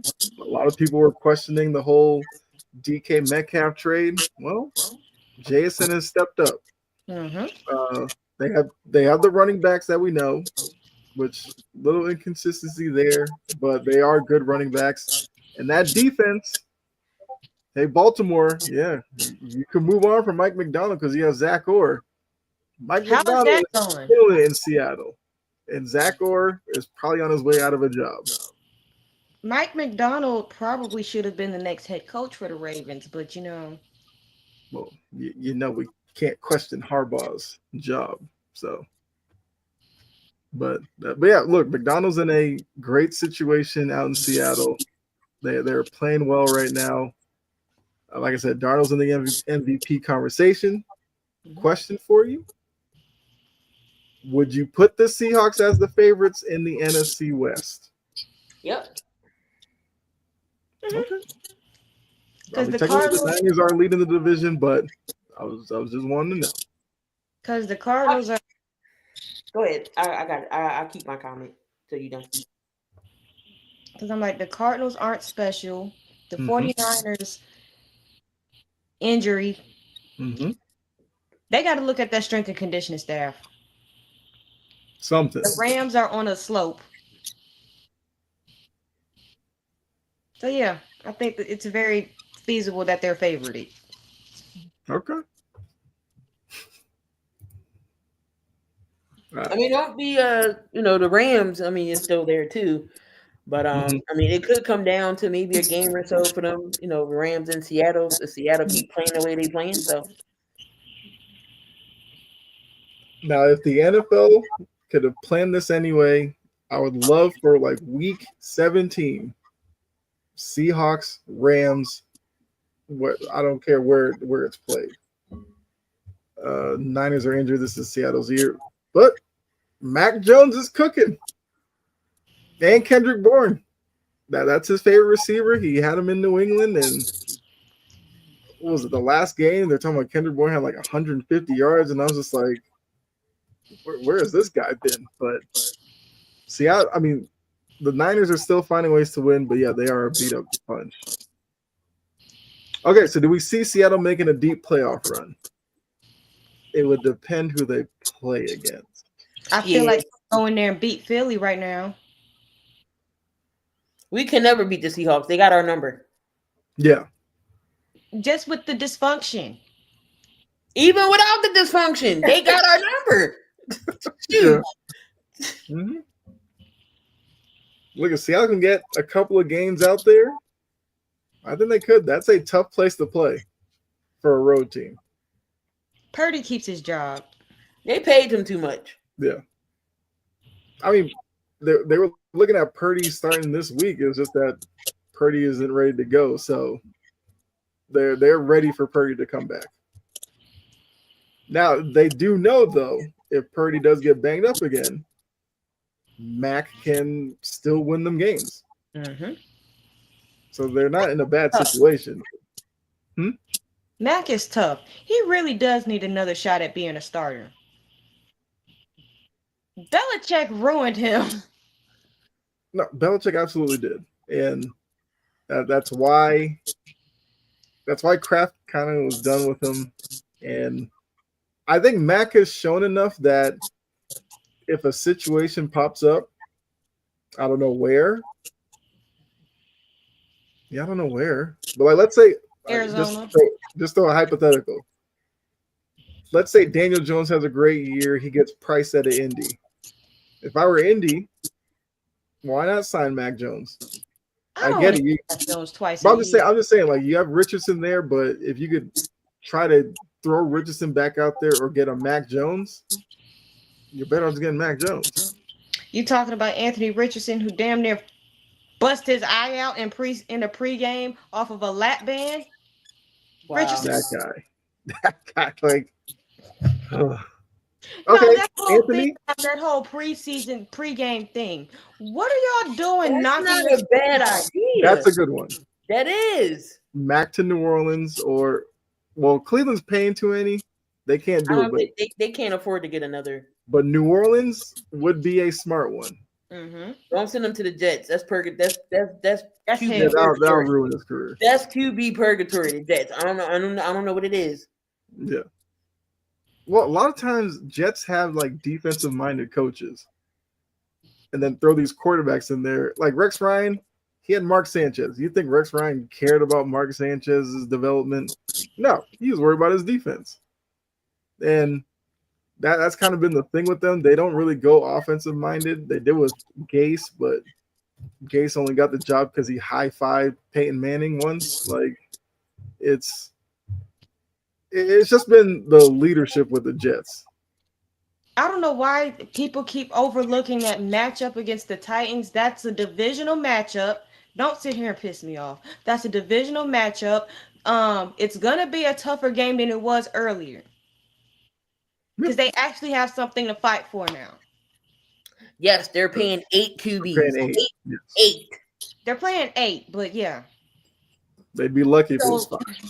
It's 8. But they look good. Mm-hmm. Now, if the Arizona Cardinals job somehow became open, I wouldn't mind Matt going there either. They have talent. Yeah, I mean, you do have to ask, how long do they string this out with Kyler Murray? And you want to play Call of Duty? Like, and he's on the sideline right now, so I think Mac will have an opportunity to at least fight for a starting job somewhere next year. Or maybe the Niners keep him because they worry about Purdy's injury history. I don't know. I was getting to bird's eye view. All right, so we play Minnesota. Carson Wentz is will be the start. I can't believe it. I'm sorry, I was watching the Miami Louisville game. All Miami had to do was kick a field goal, and Carson Beck picks the ball off with 32 seconds left. Sorry, Carson Beck is a fraud. Yeah, I don't like Carson Beck. But, play Minnesota. Carson Wentz gets to start because JJ is still not back yet. So you all know the turmoil that's going on in Philly. Lost 2 games in a row, get demolished by the Giants. Had a lead with Denver, came back. AJ still ain't happy. But this mini bye we had, everybody seems to be on one accord. Everybody's taking accountability for things, which is always a plus on my end. Do I think we win? We will talk about that when the picks come. But here is what we need to do. We need to have a balanced game plan. It can't be run Saquon 4 times and pass for the rest of the court for the rest of the game. It's not going to happen. You can't force feed AJ Brown because everybody's going to know where you're going to throw it to. Mm-hmm. Get Smitty involved. Get Goddard. Well, Goddard's been playing very well for us. Yep. Goddard. We have Jahan Dodson. Utilize the other players. If you run the ball, it opens up the passing game. So we need to have a balanced game plan. And again, please stop running Saquon up the middle. Again, I keep saying this every week. They stacked the box. He ran for 2,000 yards last year. So you honestly think the league is going to let him do that again? Absolutely not. Bounce him off the outside, the left, the right. Put him in the screen. He can catch. He's a good running back that can catch out the backfield. Utilize him. This may be his break. This may be the game he breaks out. Stop going for forward switches. Well, tell other teams to stop putting us in a position. We won't run it. That's all I can say. 60 minutes. 60 minutes. Same energy for 4 quarters. Don't start off one half hot and then the second half you don't do nothing. Don't start the first half, can't do nothing, and then you trying to play catch up in the second half. 4 quarters of straight football, the same. You need to score on at least every possession. If it's not a touchdown, it's a field goal. We can't have 99 3-and-outs, and then your defense gets tired. Pressure wins. We getting Jalen Carter back. So we getting, we missed him last week. Pressure the football. Pressure. We haven't been getting no pressure on that front. Wentz is going to fold. We've sacked Wentz 7 or 8 times. I forget. When he was in Washington, we sacked him 9 times. So we can get to Wentz. Mm-hmm. Limited Jefferson and Addison. That's going to be a hard task, especially if you got 2 people that can't cover souls. And it looks like Keely Ringo cut his dreads. That ain't gonna make him no faster. He's still gonna be barbecue chicken. Maybe but Ringo got a tailwind, but Keely Ringo doing the Bizarro Samson, cut his hair off for power. At least we get Quinton Mitchell back, so that's a plus. Okay. So maybe Q will cover Jefferson. But you just got to worry about Addison. They still have, other playmakers as well. T.J. Hockenson. They got Naylor. Watch out for old man Thielen. You never know. He might do something. So, and then execution. We just got to execute. We haven't been executing for 6 weeks now. Even the games we won, they was ugly wins. But we still haven't executed. So if we do all these things, we should win a game. Okay. It's still crazy to me that after the years that Derrick Henry and Saquon Barkley had last year, neither one of them is really being effective this year. It's crazy. And it's because of the same beep and beep reason. The coach. It's not because they can't do it. It's 2 different issues, but kind of on the same tree. 2 different branches of the same tree. You got one that just keep running his running back into stacked boxes instead of having him catch outside the backfield. Maybe run a little bit of zone. Do something different. Quit running him up the middle. Mm-hmm. And then you got the other one who just don't want to give him the ball at all. Until they're hopelessly except for down. The first drive. First drive, they'll give Derrick Henry the ball. Then it's right. And then you get all the way down to the 1-yard line and you're running a tush push with Mark Andrews. I couldn't believe that. I could not believe that. Like, what are we doing? Stop making it complicated. And you don't score at all. You all go all the way down to the 1 and you get the downs. That is a wasted possession. And all you had to do was run the ball. And by the time you gave it to him, he was going to get blown up because you didn't give it to him on first down. All of this is common sense. But back to the Philadelphia Eagles and Saquon. Stop doing this. You know you have a multifaceted back who can catch out the backfield, who can run between the tackles when it's available, but who can also, you can move him around. Do it. What goes on in the heads of the Philadelphia of Kevin Patullo? And why does Nick Sirianni allow this crap? He didn't do all of this in Tennessee. Keep telling y'all, Nick need to grow up here. Vrabel had to put in check for the most part.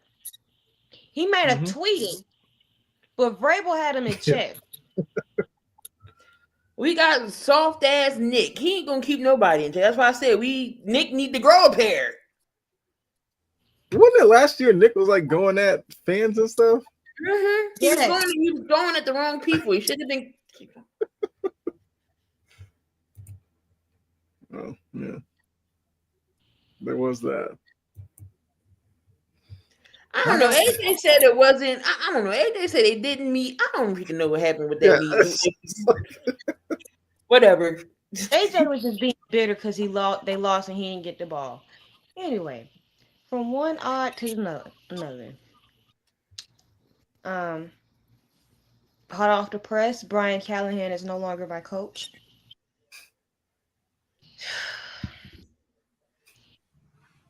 Great, but I can also argue he should have never been the coach. Yeah. It got progressively worse.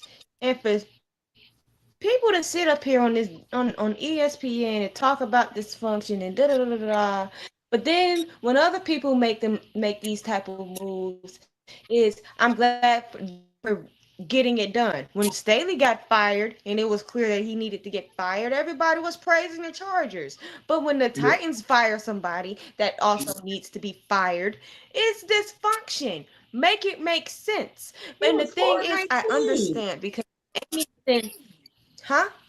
He was 4-19. How is it? How are y'all Exactly. playing that? Yeah, I don't get it. And I understand the thing about Miss Amy being sporadic and staggering her firings. And that's why I will always say, with this next head coach, if he don't turn out, you fire Borgs, um, Borgonzi, Breaker, and the coach. All three need to go. Now,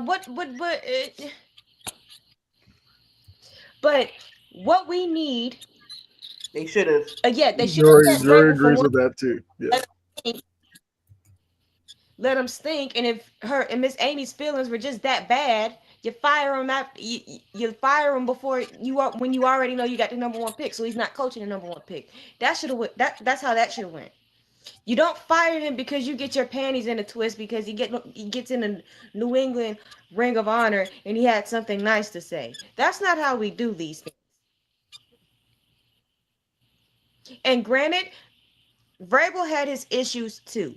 I think towards the end, it became apparent that a change of scenery needed to happen for both sides because Vrabel was being stubborn about his coaches. Uh, Amy was getting tired of that, and it kind of just it needed to happen, but it shouldn't have happened like that. Mm-hmm. The thing is that in the very next year, she fired Rand, so she should have just waited until the next year to fire both of them together. Yes. It wasn't That's his the thing. fault. He wanted AJ to stay. Yeah, hey, did you not see the reaction on draft night when John Robinson did that stuff? I promise you, if the cameras hadn't been on him, he probably wanted to wring his neck. Mm-hmm. And for John Robinson to sit up there on Instagram and sit here and say, I guess it's still my fault, hashtag we ass. Man, you look like an ass. What are you talking about? It is your fault. And That's it's not just the AJ trade. It's the draft picks that aren't on the team anymore. And it's only been 2 to 3 years. Malik Willis was a science project. And Will's the mailman. You're wrong where we let Derek walk. Yeah, Derek We wasn't didn't traded. trade Yeah, Derek was a free agent. He wasn't traded. But yeah, mailman was.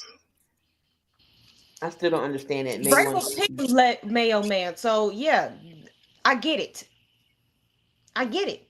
Mm-hmm. But let this next coach be an actual leader, not a QB guru. And the thing is, what? Someone wants to say hi. The thing is, Nope.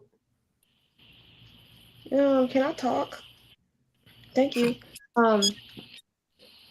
The thing is, we need an actual leader.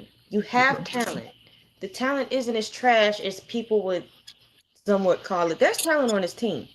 And for people who are like, I feel bad for Bill Callahan, I don't. The Titans invested $140 million on that offensive line and got minimal improvement. Yeah.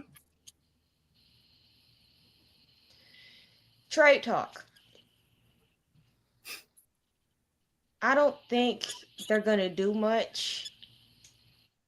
They're going to see what they have now.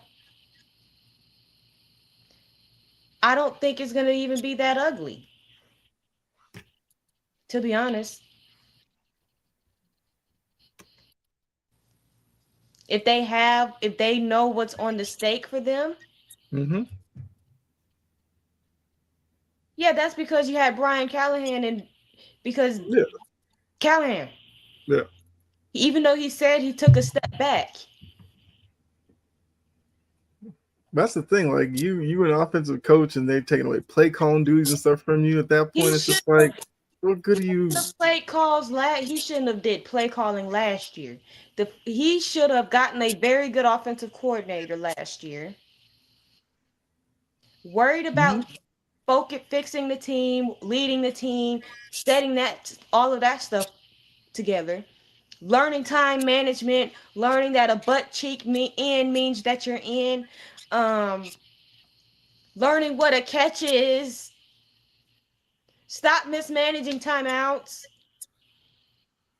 Most of the Mm-hmm. issues isn't the actual players, it's the coach who gets nothing out of them. Mm-hmm. And then you got Ridley who can't damn catch.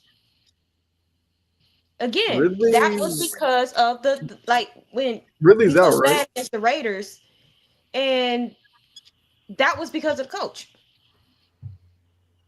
Quite literally, that was because of Callahan. Because if you actually sit there and watch the game, there's moments in where you see what Cam Ward can be.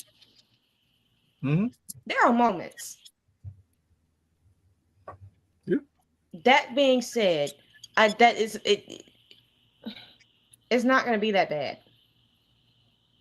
If it is, I'll just turn it off. I don't think it's going to be 59-0. They're going to have something to play for because they know that their jobs are on the line. I don't care about Pete Carroll. I did forget the 59-0 was New England, Tennessee. I don't. I feel like if our offensive line looks a little bit better, and don't let Vrabel's defense trick Cam, because he's gonna try to do that. Mm-hmm. Stop the run. You know he's gonna try to run the ball. Get the ball out of Ramondre Stevenson's hand, which should be easy. You know that, Kyle. Mm-hmm. And Yeah. L'Jarius Sneed, you gonna be the one that's holding Stephon Diggs accountable. And Tavondre Sweat might play this week, so Drake May might be in trouble. Uh-oh. He's questionable. Okay. Okay.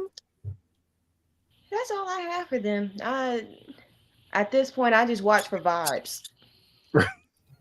Right. Yeah. And then go find something else and take a nap after. Right. Because look, you're in that space. Fire a coach. You have an interim until you get the new coach. But not really much you can, necessarily gain from a lot of this because you got to know what's the next guy going to bring.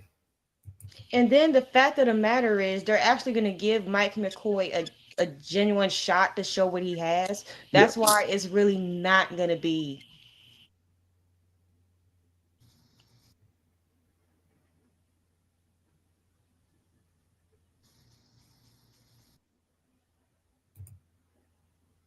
That goes and call plays so he can be with Cam. Well, yeah, the next coach, Cam Ward, has to be part of the plan. Yeah, he has to be a part of it. Yep. He has to choose his head coach. You invested too much into him at this point. Okay. Pride can get He you a has lot an of offensive places. line. We've gone and gotten an offensive line. They're not being developed the right way. It's not most of the issue. The biggest issue about this team, and I don't know why I got to keep repeating myself, it's the coach. It was the coaching. Like, Alec Ayomenor is going to be special. Kamir Dike is going to be special. Tyler Lockett is still serviceable. Calvin Ridley, questionable. Yeah, I can understand. Unload that bad contract. The receivers aren't as bad as people say they are right now. They're not being developed and utilized in the correct fashion because it is stupid ass offense and the screens. Like, Mike McCoy can now change all that. Next. At least he should have the freedom to. Yeah. So I'm taking it from the other side of this one with Patriots. The trench battle is going to be important because the interior of the offensive line for the Patriots can be questionable. You have Jared Wilson, the rookie at left guard, who is actually a center but playing left guard right now. Bradbury is a okay center, but he's not a great one. And then Onwenu as the right guard. So that interior O-line is going to have to stop Jeffrey Simmons. Now, I did not know Sweat was questionable, so Sweat is out there. You now have to stop both of them. And the person I worry about the most is Bradbury, the center, when dealing with those two. I think Wilson's okay and could hold his own, but we're talking about Simmons, so that they definitely have to pay attention there. The running game lost Antonio Gibson for the season with the knee injury. I think now more than ever, get Travion Henderson in the backfield. They'll still use Ramondre Stevenson because he's on the roster and he's had big games before. The fumbling thing is clearly a mental thing. He has to get past that. But I'm looking for this game for Henderson to get more of an opportunity in the backfield. Hopefully he can create a little bit more magic in the running game. The emotion of the game, they did this in Buffalo where that was emotional with Stephon Diggs. They came out and they played well. This is another one because this is now for their coach.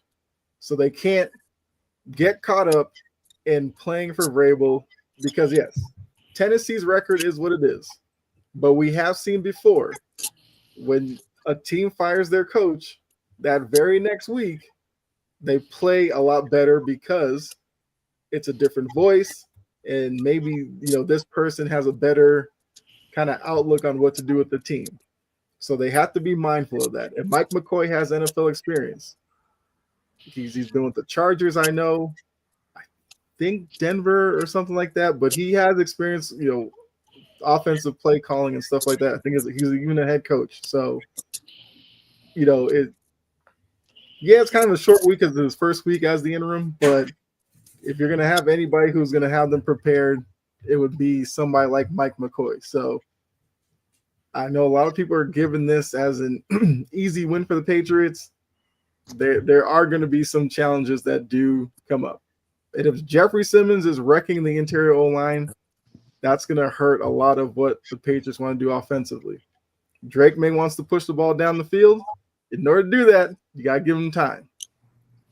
So if Simmons is constantly in his back pocket, then that's going to affect what Drake May can do. But look, I'm fully expecting Drake May to have a good game. He's just on a roll right now. And last time these two teams met was last year, which was a game that went into overtime, and Tennessee did come out on top when May threw an interception in OT, but it is a different Drake May right now. So I think it's going to be a good game. It's obviously a game that Vrabel wants to win, but I do like the mentality. Vrabel and Stephon Diggs are, treating it as another week, the same way they did the Buffalo game. The media wanted to make it something bigger. They're just like, we got to take care of our business. They probably talked about this in depth, knowing that the schedule had these two games back to back. Yes. Yeah, because the Boston media has been talking about it, and Vrabel has reiterated. Tennessee has players over there that we have to worry about, and we are not going to take them lightly. And Stephon Diggs is saying the same thing, too. So I think they'll be ready to go. Well, you got to worry All about right. that. I had a terrible week. Oh, God. We all did. Jesus. I feel like across the board, a lot of people probably had bad weeks because there was a lot of weird scores. But Jori is still in first, 17, 15, and 1. I am 16, 16, and 1, and he is 13, 13, and 1. I am ready to wipe away last week because I'm at 500. I mean, yes, because it's like Eagles Giants game, weird. The Lions Chiefs game, weird. Bills Falcons was weird. Commanders and the Bears was a good game. Weird. The only game I got right. And then Jags Seahawks was a good game. I knew All right, Carl. Okay, you went 11-4. All right. Cookie. You want a cookie? What kind you want? I'm mad as hell. I mean, that's pretty good. You went 11-4. All right, so we're back with this week's. I agree. This season that's kind of been the good thing with this season. All right, Thanks, Flacco. Hmm? Thanks, Flacco. Hey, that old man was moving.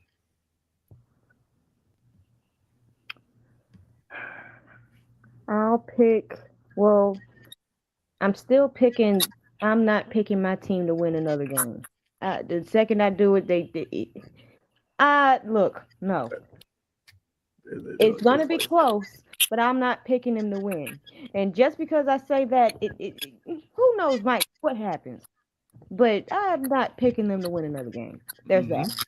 I think the Falcons, or we'll get to that in a minute. I think the Falcons have the offensive capabilities to give an injured 49 defense some trouble.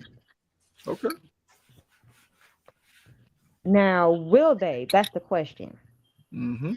I think the Lions are looking to get back on a roll, and the Buccaneers are hampered. And my lock of the week is the Rams over the Jaguars, and I will be up at 8:00 in the morning to watch that. Hopefully, it's better than the Denver and the Jets. Yeah. That game set football back like 50 years. I was half asleep. Oh, that game was so bad.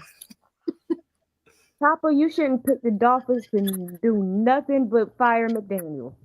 Yeah. But yeah, that game. Justin Fields was like minus 10 net passing yards. And it's just like the 9 sacks. Oh, brutal. Okay. Falcons over the Niners. Look, we did our precision index, and we were talking about a lot of teams have statement games. That is a statement game for the Falcons. If they can beat the Niners, we'll probably see some movement. Yeah, Fields was bad. I blame the Bears for Fields. I mean, yeah, the Bears definitely didn't help Justin Fields in any way. All right, Key. Well, we all picked Pittsburgh, and you see how that happened. San Fran over the Falcons. I believe that's a Sunday night game. Mm-hmm. Even I know there's no Fred Warner for the rest of the year. I know that's the one I forgot. I knew I was missing one. The Texans Seahawks game. I don't know. I might be regretting this pick, but I'm gonna still stick with it because Fred Warner, is the heart of that defense. But I think they still can get by.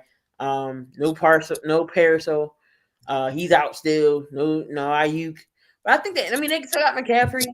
You get George Kittle back, so I think San Fran still has a chance to beat the Falcons. Detroit, I think they bounce back from that KC game, knowing that Baker doesn't have all his receivers and playmakers, but Baker's still going to find a way. That should be an interesting game.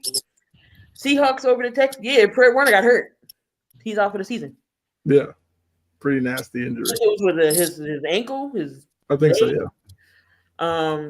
I got the Seahawks over the Texans. Every time I pick Minnesota, they lose. Yeah. Every time I don't pick them, they win.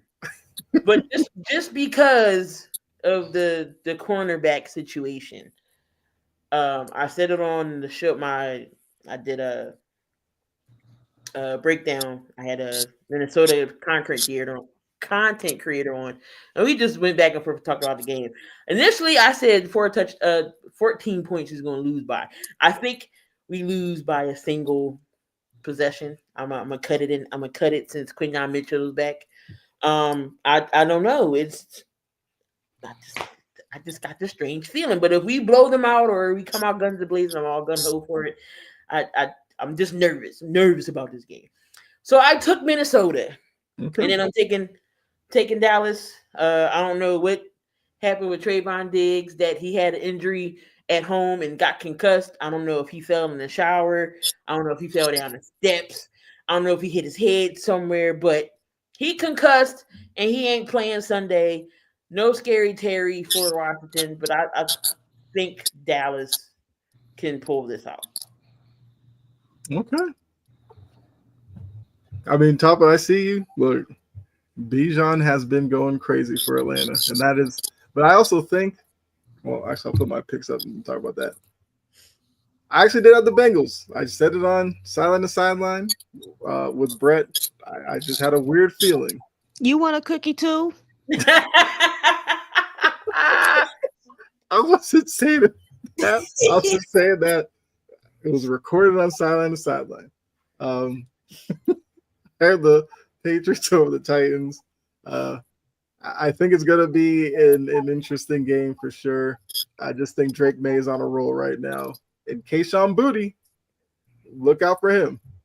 Like, I know the Titans will put a lot of attention on Diggs because Diggs is a not necessarily the favorite target for Drake May, but he does like going to Diggs. Boutte is actually the guy that he looks to in big spots. And we saw Pop Douglas a little bit down the field last game. Either Niners or the Falcons. I know Bijan Robinson is doing well right now, but I feel like Robert Saleh will come up with a game plan even without Fred Warner. They're going to try to make Penix beat them with his arm, and we'll see whether or not he can do it, but I'll take the Niners over them.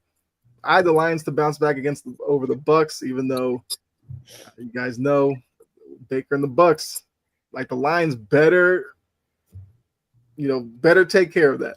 Don't give Baker the ball late with a chance to win it. I had the Seahawks over the Texans. I know the Texans, coming off their bye, beat the Ravens, but that Seahawks defense, I feel like, will show you why the Texans have struggled outside of that Ravens game. The O-line at the Ravens, and that's the one thing. Now I don't know what to think about Kansas City because they just look good because they play the Ravens. But that's the Raven effect. The team looks good against them, and it's like the next week they look bad, and then Kansas City looked good the week after they looked bad. So I don't know. It's weird. That's what this season's been. But I'm expecting the Seahawks to be able to get pressure on CJ Stroud. Let's see if they fix anything over the bye. No. That's what I'm banking on. And then look, give me those Panthers to end this weekend over 500. They get the Jets. The Jets can't do anything offensively, and they're stopping very little defensively. I think if Bryce Young can take care of the ball, they will make plays against that Jets team. And I'm not trusting Justin Fields or Ken O'Brien, Vinny Testaverde. You bring back anybody you want for the Jets. I'm not trusting them right now. Who? Chad Pennington. Joe Namath would be out there with a fur coat, and I don't trust the Jets. Christian Hackenberg. Oh, the Hackenberg era. But can't say Mark Sanchez. He in jail. Yes, he's one guy they can't go get. Aaron Glenn does not deserve this, but he knows his franchise is cursed. He played for it. Facts. Yes. They cannot draft a QB. They're gonna have to find someone off the street to be their savior because every time they draft a QB, they in purgatory. Look what happened to Darnold. Zach Wilson. Quarterbacks don't work over there. Mm-hmm. I've seen mock drafts over there. I've seen mock drafts already. Oh God, they are projecting. It's a QB. Jori, you know this person very well. They're projecting Ty Simpson to the Jets, number one. Absolutely not. I will riot. Ty Simpson does not deserve that trash. Absolutely. He does not deserve that filth of an organization. He's not going to go from the cream of the crop of the college football atmosphere to the low light Jets. What are we talking about? No. This year was supposed to be the Arch Manning year, but it looks like he's gonna stay in school. A lot of these big name quarterbacks have just not performed. Heck no. Arch don't deserve to get on no team. It was like Arch, Drew Aller had a lot of hype behind him this year. It hasn't panned out with him. It's just across the board. Like Mateer with Oklahoma, who's like now come back from a hand injury. If you're the Jets, more power to you at the top of the draft. I don't know what you do. Alone. That is Tyrone. Leave him alone. I think you better call Tyrone. Go get Will Levis. Go get I Will do Levis. think I think it would probably be the better bet for the Jets to go free agency. Leave my Tyrone draft alone. another position of need. Same as Cleveland. Yeah, Cleveland. Look, Cleveland can't figure it out. Ty better not go to Cleveland. He better not go to Chicago. He better not go to the Jets. He better not go. None of that. Saints need a QB. They can take him. Mm-hmm. I'd actually, with Kellen Moore there, I'd feel more comfortable with him as a Jet, not as a Jet, as a Saint. Then we're not gonna go from the cream of the top. Kellen with one of them young quarterbacks. Ooh, exactly. Yeah. Ooh. Mm-hmm. We're not gonna go from the top of the top to trash. Yeah. No. So those are our picks. We'll see if we can't all improve off of the weeks we had last week. So if you're new to the show, we always end it with some final burn where we go at some people who got on our nerves from the past week. So you see it up there. We have some targets for tonight. Jori, where are you starting with final burn? Ocho idioto. Like every time he talks about basketball, I'm like, you have no clue what you're talking about. You know. He looks so lost.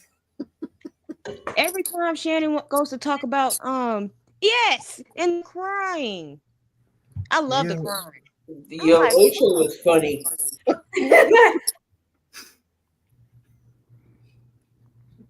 It's just sometimes he's too player friendly.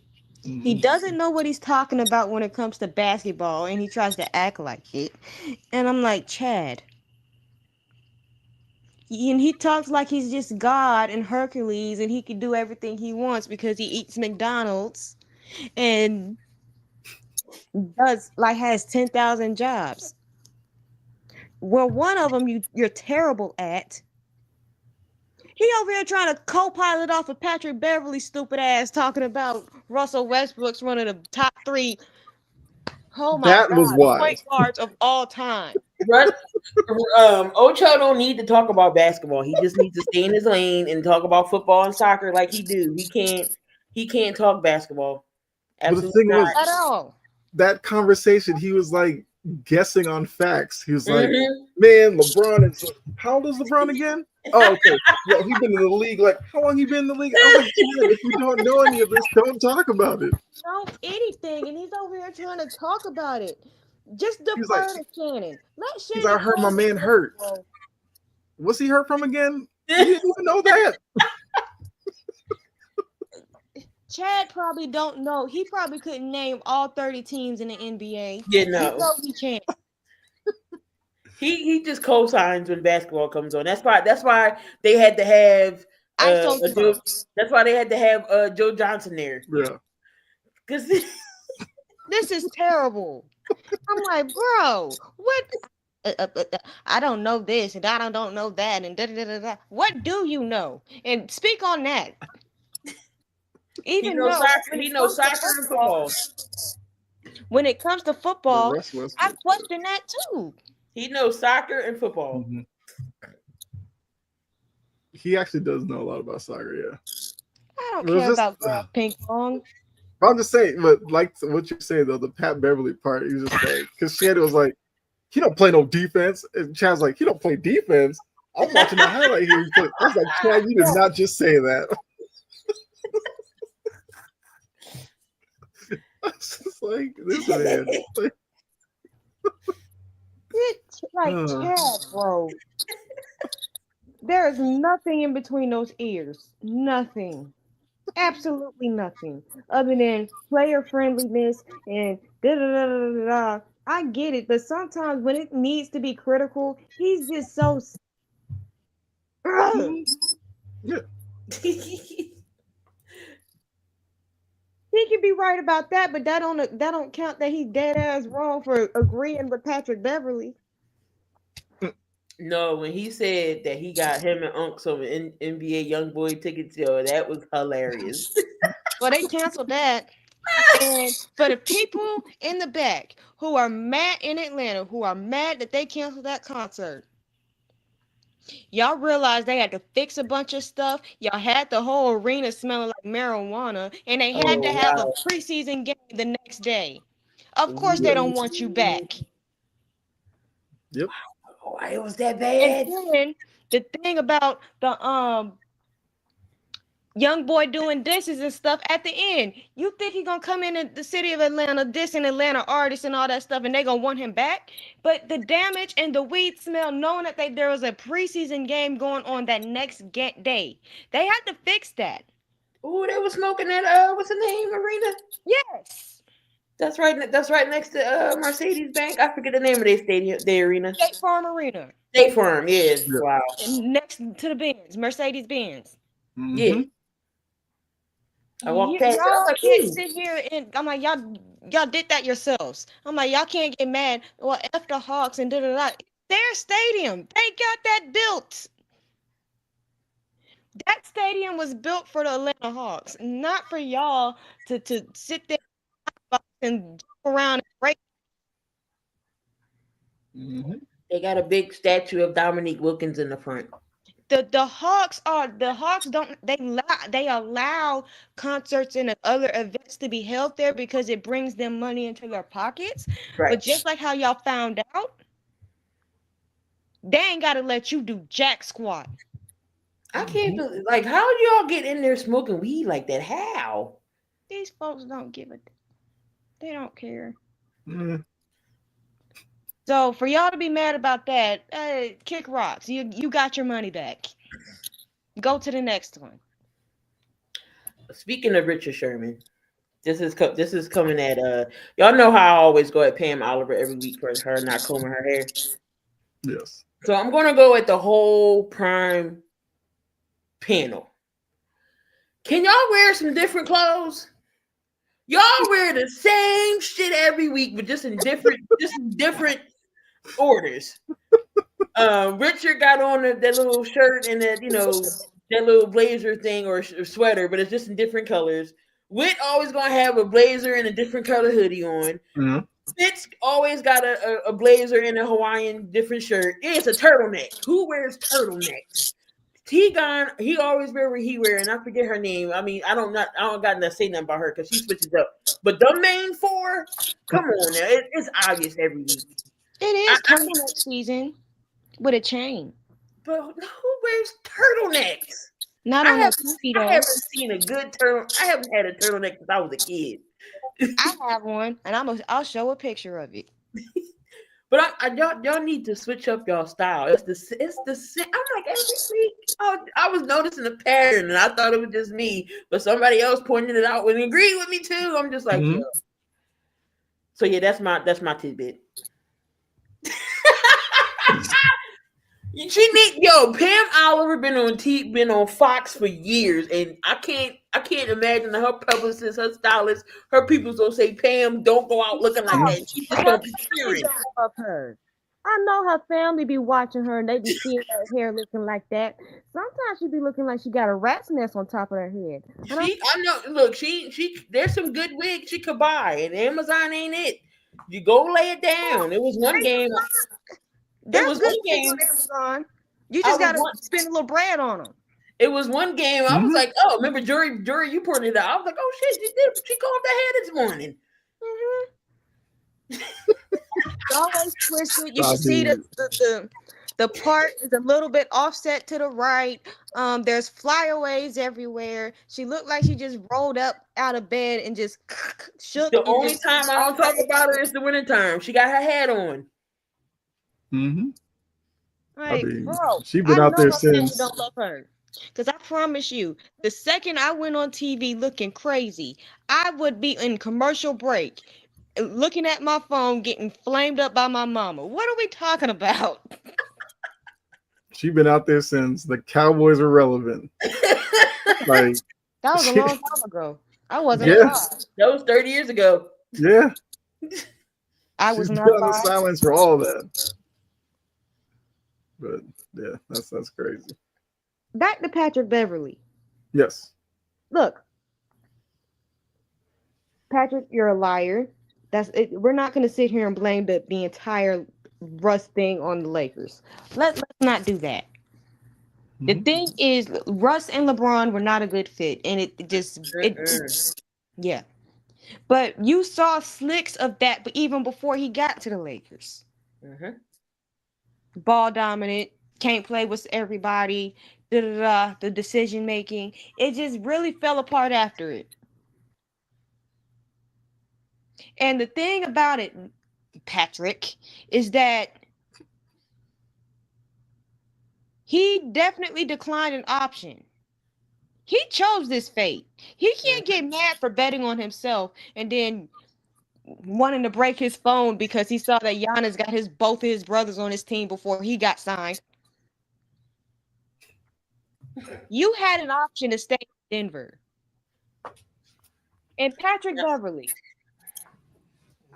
what type of weed are you smoking to sit on Beyonce's internet talking about Russell Westbrook is one of the top 3 point guards of all time? Who the heck? What in the hell? All weed ain't good weed. No. His must be mixed with some fentanyl or something. What are you on? Not top 3 all time. Top 3 all time? Somebody should have asked him to name the top 3. That would have been hilarious to hear who his top 3 is. If He's not Russ is even in the near top the 3. top 10. Yeah, he's not even top 10. Yeah. That is right. Pat Bev did injure Russ. And so what he doing all this caping and lying, talking about he's the top 3, he's the top 3 point guard of all time. Listen here, you goblin. Let's not sit here and lie. That's absolutely not true. He's not top 3. He's not top 5. He's not top 10. He might be top 20 if it depends on who you ask. Russ has had it. He has his moments, but the problem with Russell Westbrook is that the game is outgrowing him. Yeah, and he hasn't. And it's not his game is not translating well. That's what I mean to say. It's not translating well as the league adjusts and grows, goes on and moves on and whatnot. It's not. Don't sit here and speak blasphemous like.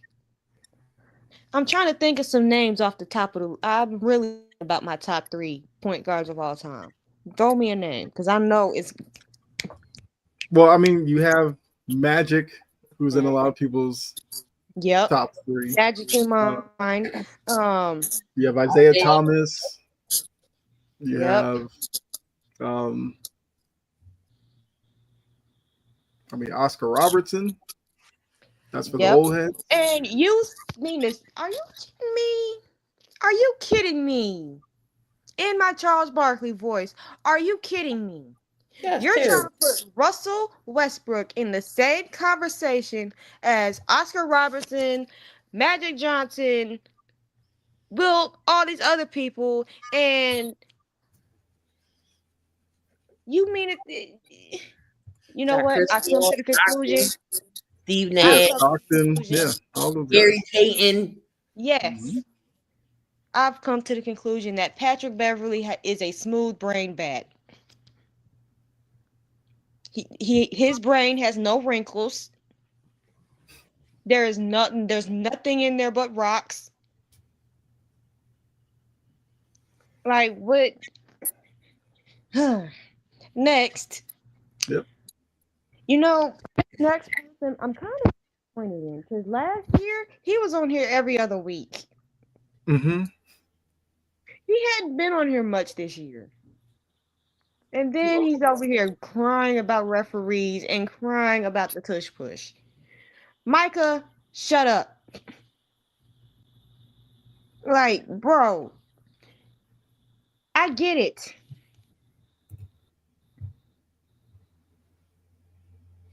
The tush push is rated E for everybody. The Eagles just don't do it.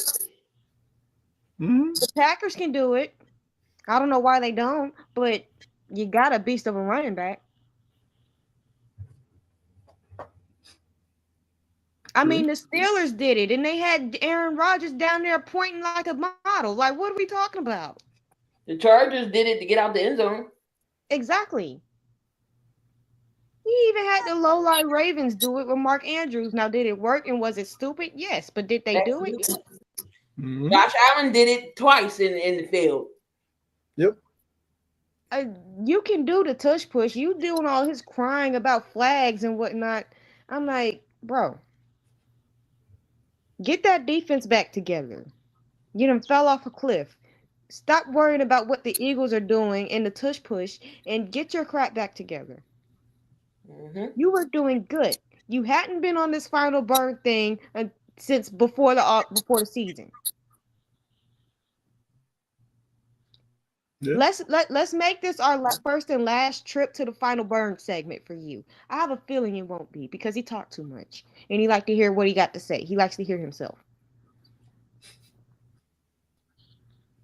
and he got Twitter fingers. Hmm. I Now mean, the mainstream NFL media, they're gonna catch their little twos. I'm so sick and tired of hearing Darren Orlowski and all these other people talk about the Titans who don't know or pay attention to the Titans enough to really say anything worth a damn. mhm. I'm kind of tired. Kyle Brandt did it on Good Morning Football, but that was a long time ago, and this is really getting a little bit annoying. If you're gonna sit here and talk about small market teams, bring their beat reporter on. It's not that hard. You can get Teron Davenport. He's been on Get Up and whatnot before. Don't they literally employ? Yes. So why They are we not literally talking employ about that? reporters for each team. Like, yeah. Yeah, Teron Davenport is literally the ESPN correspondent for the Titans. Why can't you get him on First Take or NFL Live or something like that? Instead of just spewing stupid crap with misinformed and biased takes, and I'm getting tired Mhm. of hearing it. Yep. Is it fun when they like to poke fun at the Cowboys? Yes. Of course it's fun. But y'all spend so much time talking about Dallas that you don't give small market teams and other teams the actual airtime to get actual good information out. Instead, when you do talk about them, it's stupid misinformation that's easily provable, disprovable. Hmm.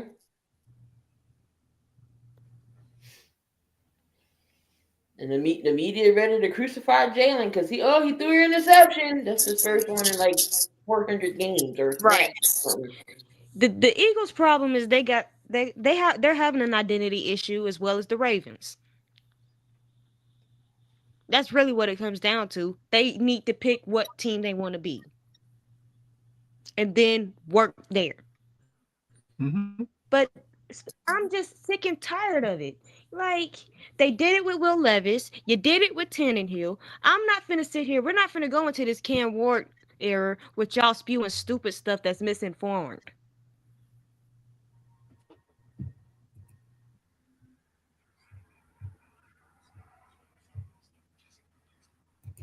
at all. Mm-hmm. Because all they're going to do is sit on there and hate on Jokic, and because their brother got punked, and glaze the other one another. Absolutely not.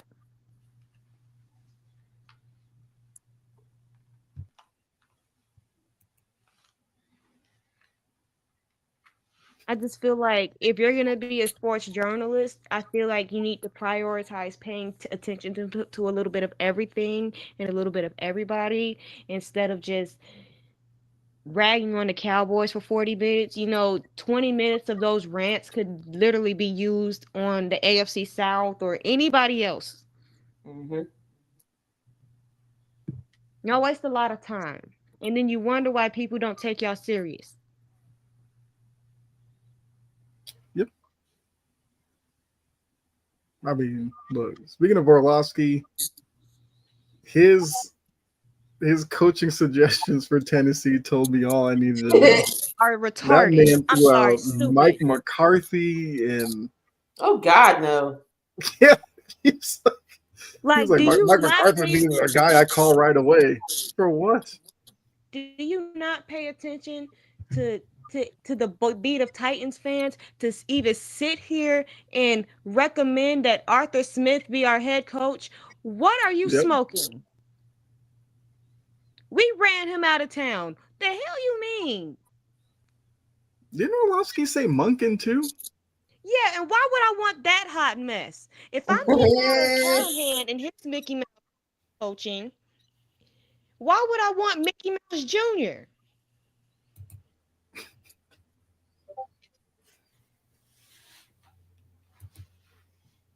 Like, Charles Barkley has room to talk because on TNT, all they do is crack jokes, insult people, and talk about the Lakers. So there's that. Yeah, Ragging on yeah, JJ. And then yeah. That's finally, true. I don't want to hear anything. Charles Barkley needs to stop being a hypocrite. Yeah. Ironically enough, you're joining ESPN, the end those said hypocrites. That I mean I think their first show is it Wednesday, I guess? Thursday? Yeah, one of them. Yeah. They're gonna do their pregame and postgame thing. I kind of want to see what that looks like. They still gonna be the same as just on ESPN. No, I'm just saying, like, are they gonna change? Because, like Jory said, at the end of their time with TNT, it got tough for me to watch postgame because they would do a highlight package, and Ernie was a saint. The man was trying to do a job, and Ernie would fire up a package, and then Barkley would be like, "Oh, we gotta watch this game again." It's like, that's your job. And then the highlights will be rolling. Acting like he got ADHD. Yeah, and And that's like those two be on back of the classroom yes. energy. And Shaq literally was just there just to feed Barkley stuff so that he could just start laughing at him. And then Kenny's there. Like, Kenny's supposed to be like the middleman, but a lot of times Kenny was quiet. I'm sorry, the Galveston was the funniest one. Yes. And Derek White's hairline. Yeah. What's wrong with that? The fact that Stephen A jumped in on that, I was like, you got some nerve.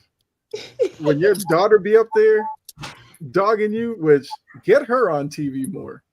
She's hilarious. But he got in on that, and I was like, he must not be looking in the mirror. Pat McAfee show. I mean, yeah, P-Mac do talk about everybody.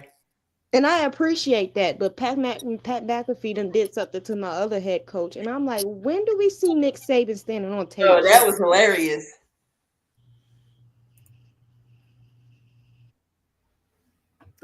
That's true. Yeah. You're hearing very little about OKC right now. Let my Lakers think in peace. Right. But obviously, if they do stink, like you said, Stephen A will talk every day. Is this it for LeBron? They need to move LeBron. LeBron doesn't deserve this. And just like, okay. I gotta watch him Talk on the about his pivot. list and why they haven't won a championship since my mama was born. I gotta watch him on the pivot. He's on there again. Who? Stephen A. I'm good. I'm tired of that little lumpy head shape loud now. Hey, the other day I saw the Law and Order episode with Stephen A. Yeah, he died in the first 5 minutes, but yeah. Good. I'm like, hey, man, do your thing. Stephen A will be like, go New York, go, yeah. Until they flame out, and then it's gonna be Yeah, he was the biggest Yankees fan. And then they lost. He hasn't talked baseball since. But now we got to deal with him with the Knicks all year. He needs to talk about them and why they haven't won a championship since my mama was born. Yeah, I agree with you. There's so much to talk about with these leagues. That's why I'm like, the new stuff with NBC and all that. I hope they don't fall into that trap of just focusing on a couple of teams. Talk about the Pistons. Talk about, well, I guess the Bucks kind of get talked about enough, but like talk about the Pistons, talk about the Magic, talk about the Spurs. Like, spread it out. Show some love there. Lakers alone. Yes, of course he wants Giannis in New York. He wants everybody. That's the thing that really got me going with Stephen A. He wants every free agent in New York, Miami, or LA, and then he's like, well, that's where I want the finals to be because those are the cities I have the most fun in. Well, I don't care about your preference. Right. I'm glad Giannis is still in Milwaukee. We'll see how long he's there, but He's gonna be there for a while. They signed his brother. Yeah, but then we have to get used to now. Giannis will be back in troll mode because he loves doing that. He loves throwing out little rumors and stuff and hidden messages. Talk about, yes, teams and players. I don't need LeBron talk 365 either. Spend their segment talking about Boston ragging on Jaylen Brown. Leave him alone. Mm-hmm.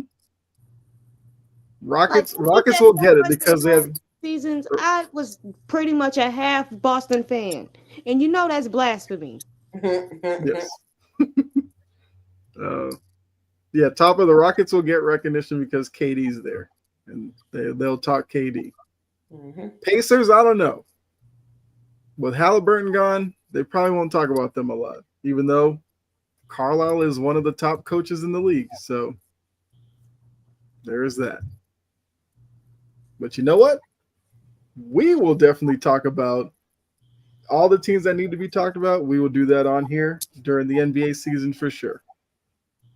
You won't catch us just locking in on a couple of teams. Yeah, that's final burn. That's kind of how we end our show. You guys have anything want to add before we get out of here? Oh, Jori Sports Stories is rebranding, so stay tuned. I got some exciting things. It'll be another pod. I'll have 2 podcasts under one thing, so look for that. Blog articles will be out sometime this weekend. Mm-hmm. Yeah. See y'all next week. Yes. Keith, nothing really. I mean, do some watch alongs on my channel. Actually tomorrow I'm doing Tennessee and Tennessee. Who play tomorrow? Tennessee and Alabama. Roll Tide. Yeah, I'm doing that game tomorrow. Eagles, Minnesota Sunday, and then doing the Monday night game as well. So stay tuned. I'm sure 72 will be back, just trying to figure out a day. Mm-hmm. So chat, I did put the show's Discord in there, so you guys are free to join it. Get more talk with us when we're not live. You'll get, obviously, when we do articles and stuff, you'll be able to see them on there as well. So if you go ahead, hit that link, join the server. You pop in there, say what's up, let us know you're in there, and we will definitely have some fun with you guys. I want y'all to know, if y'all do join, I'm extremely talkative. Oh, she's hilarious. I think we're going to we were talking about it, the different emojis and stuff. See if y'all can guess. So we got some fun things, coming up. Mm-hmm. I dead ass was supposed to do that today, and I forgot. We'll save it for We'll next do week. it next week. Yeah, save it for next week. We had a lot of fun today. Oh, see, put the link in there. I see Tapa joined. Well, welcome to the Discord, Tapa. So yeah, we will definitely be talking with you all in there. But yeah, so make sure you check out articles and everything that are on there. Jori's working on one. I have one in the works as well that I'll try to have finished up this weekend. And yeah, till next Friday, where we'll be back with some more fun. Okay. Kurum just joined too. Okay. But yeah, so we'll mainly be in there a lot during like game days and stuff like that. So you guys are free to talk in there as well. If you have questions for us on the show, topics you want us to talk about, you could drop them in there as well. Like we just love talking to you guys. And I'm more unhinged on Discord than I am on here, so please be aware of that. Right. We keep it friendly on here. In there, all bets are off. Yeah, So right. I'll be in there a little bit after this show if you guys want to talk. So Yeah, I don't sleep, so don't matter. Sleeping is overrated, but no, I'm just kidding. So yeah, appreciate all of you. Like I said, top of Kurum, appreciate you joining the Discord. Make sure you are back here next week for another edition of Passion and Precision, where you already know you're gonna get the rants, the fun, the picks, the good talk. So thanks again. Enjoy the rest of your weekend, and we'll see you next week. All right, bye.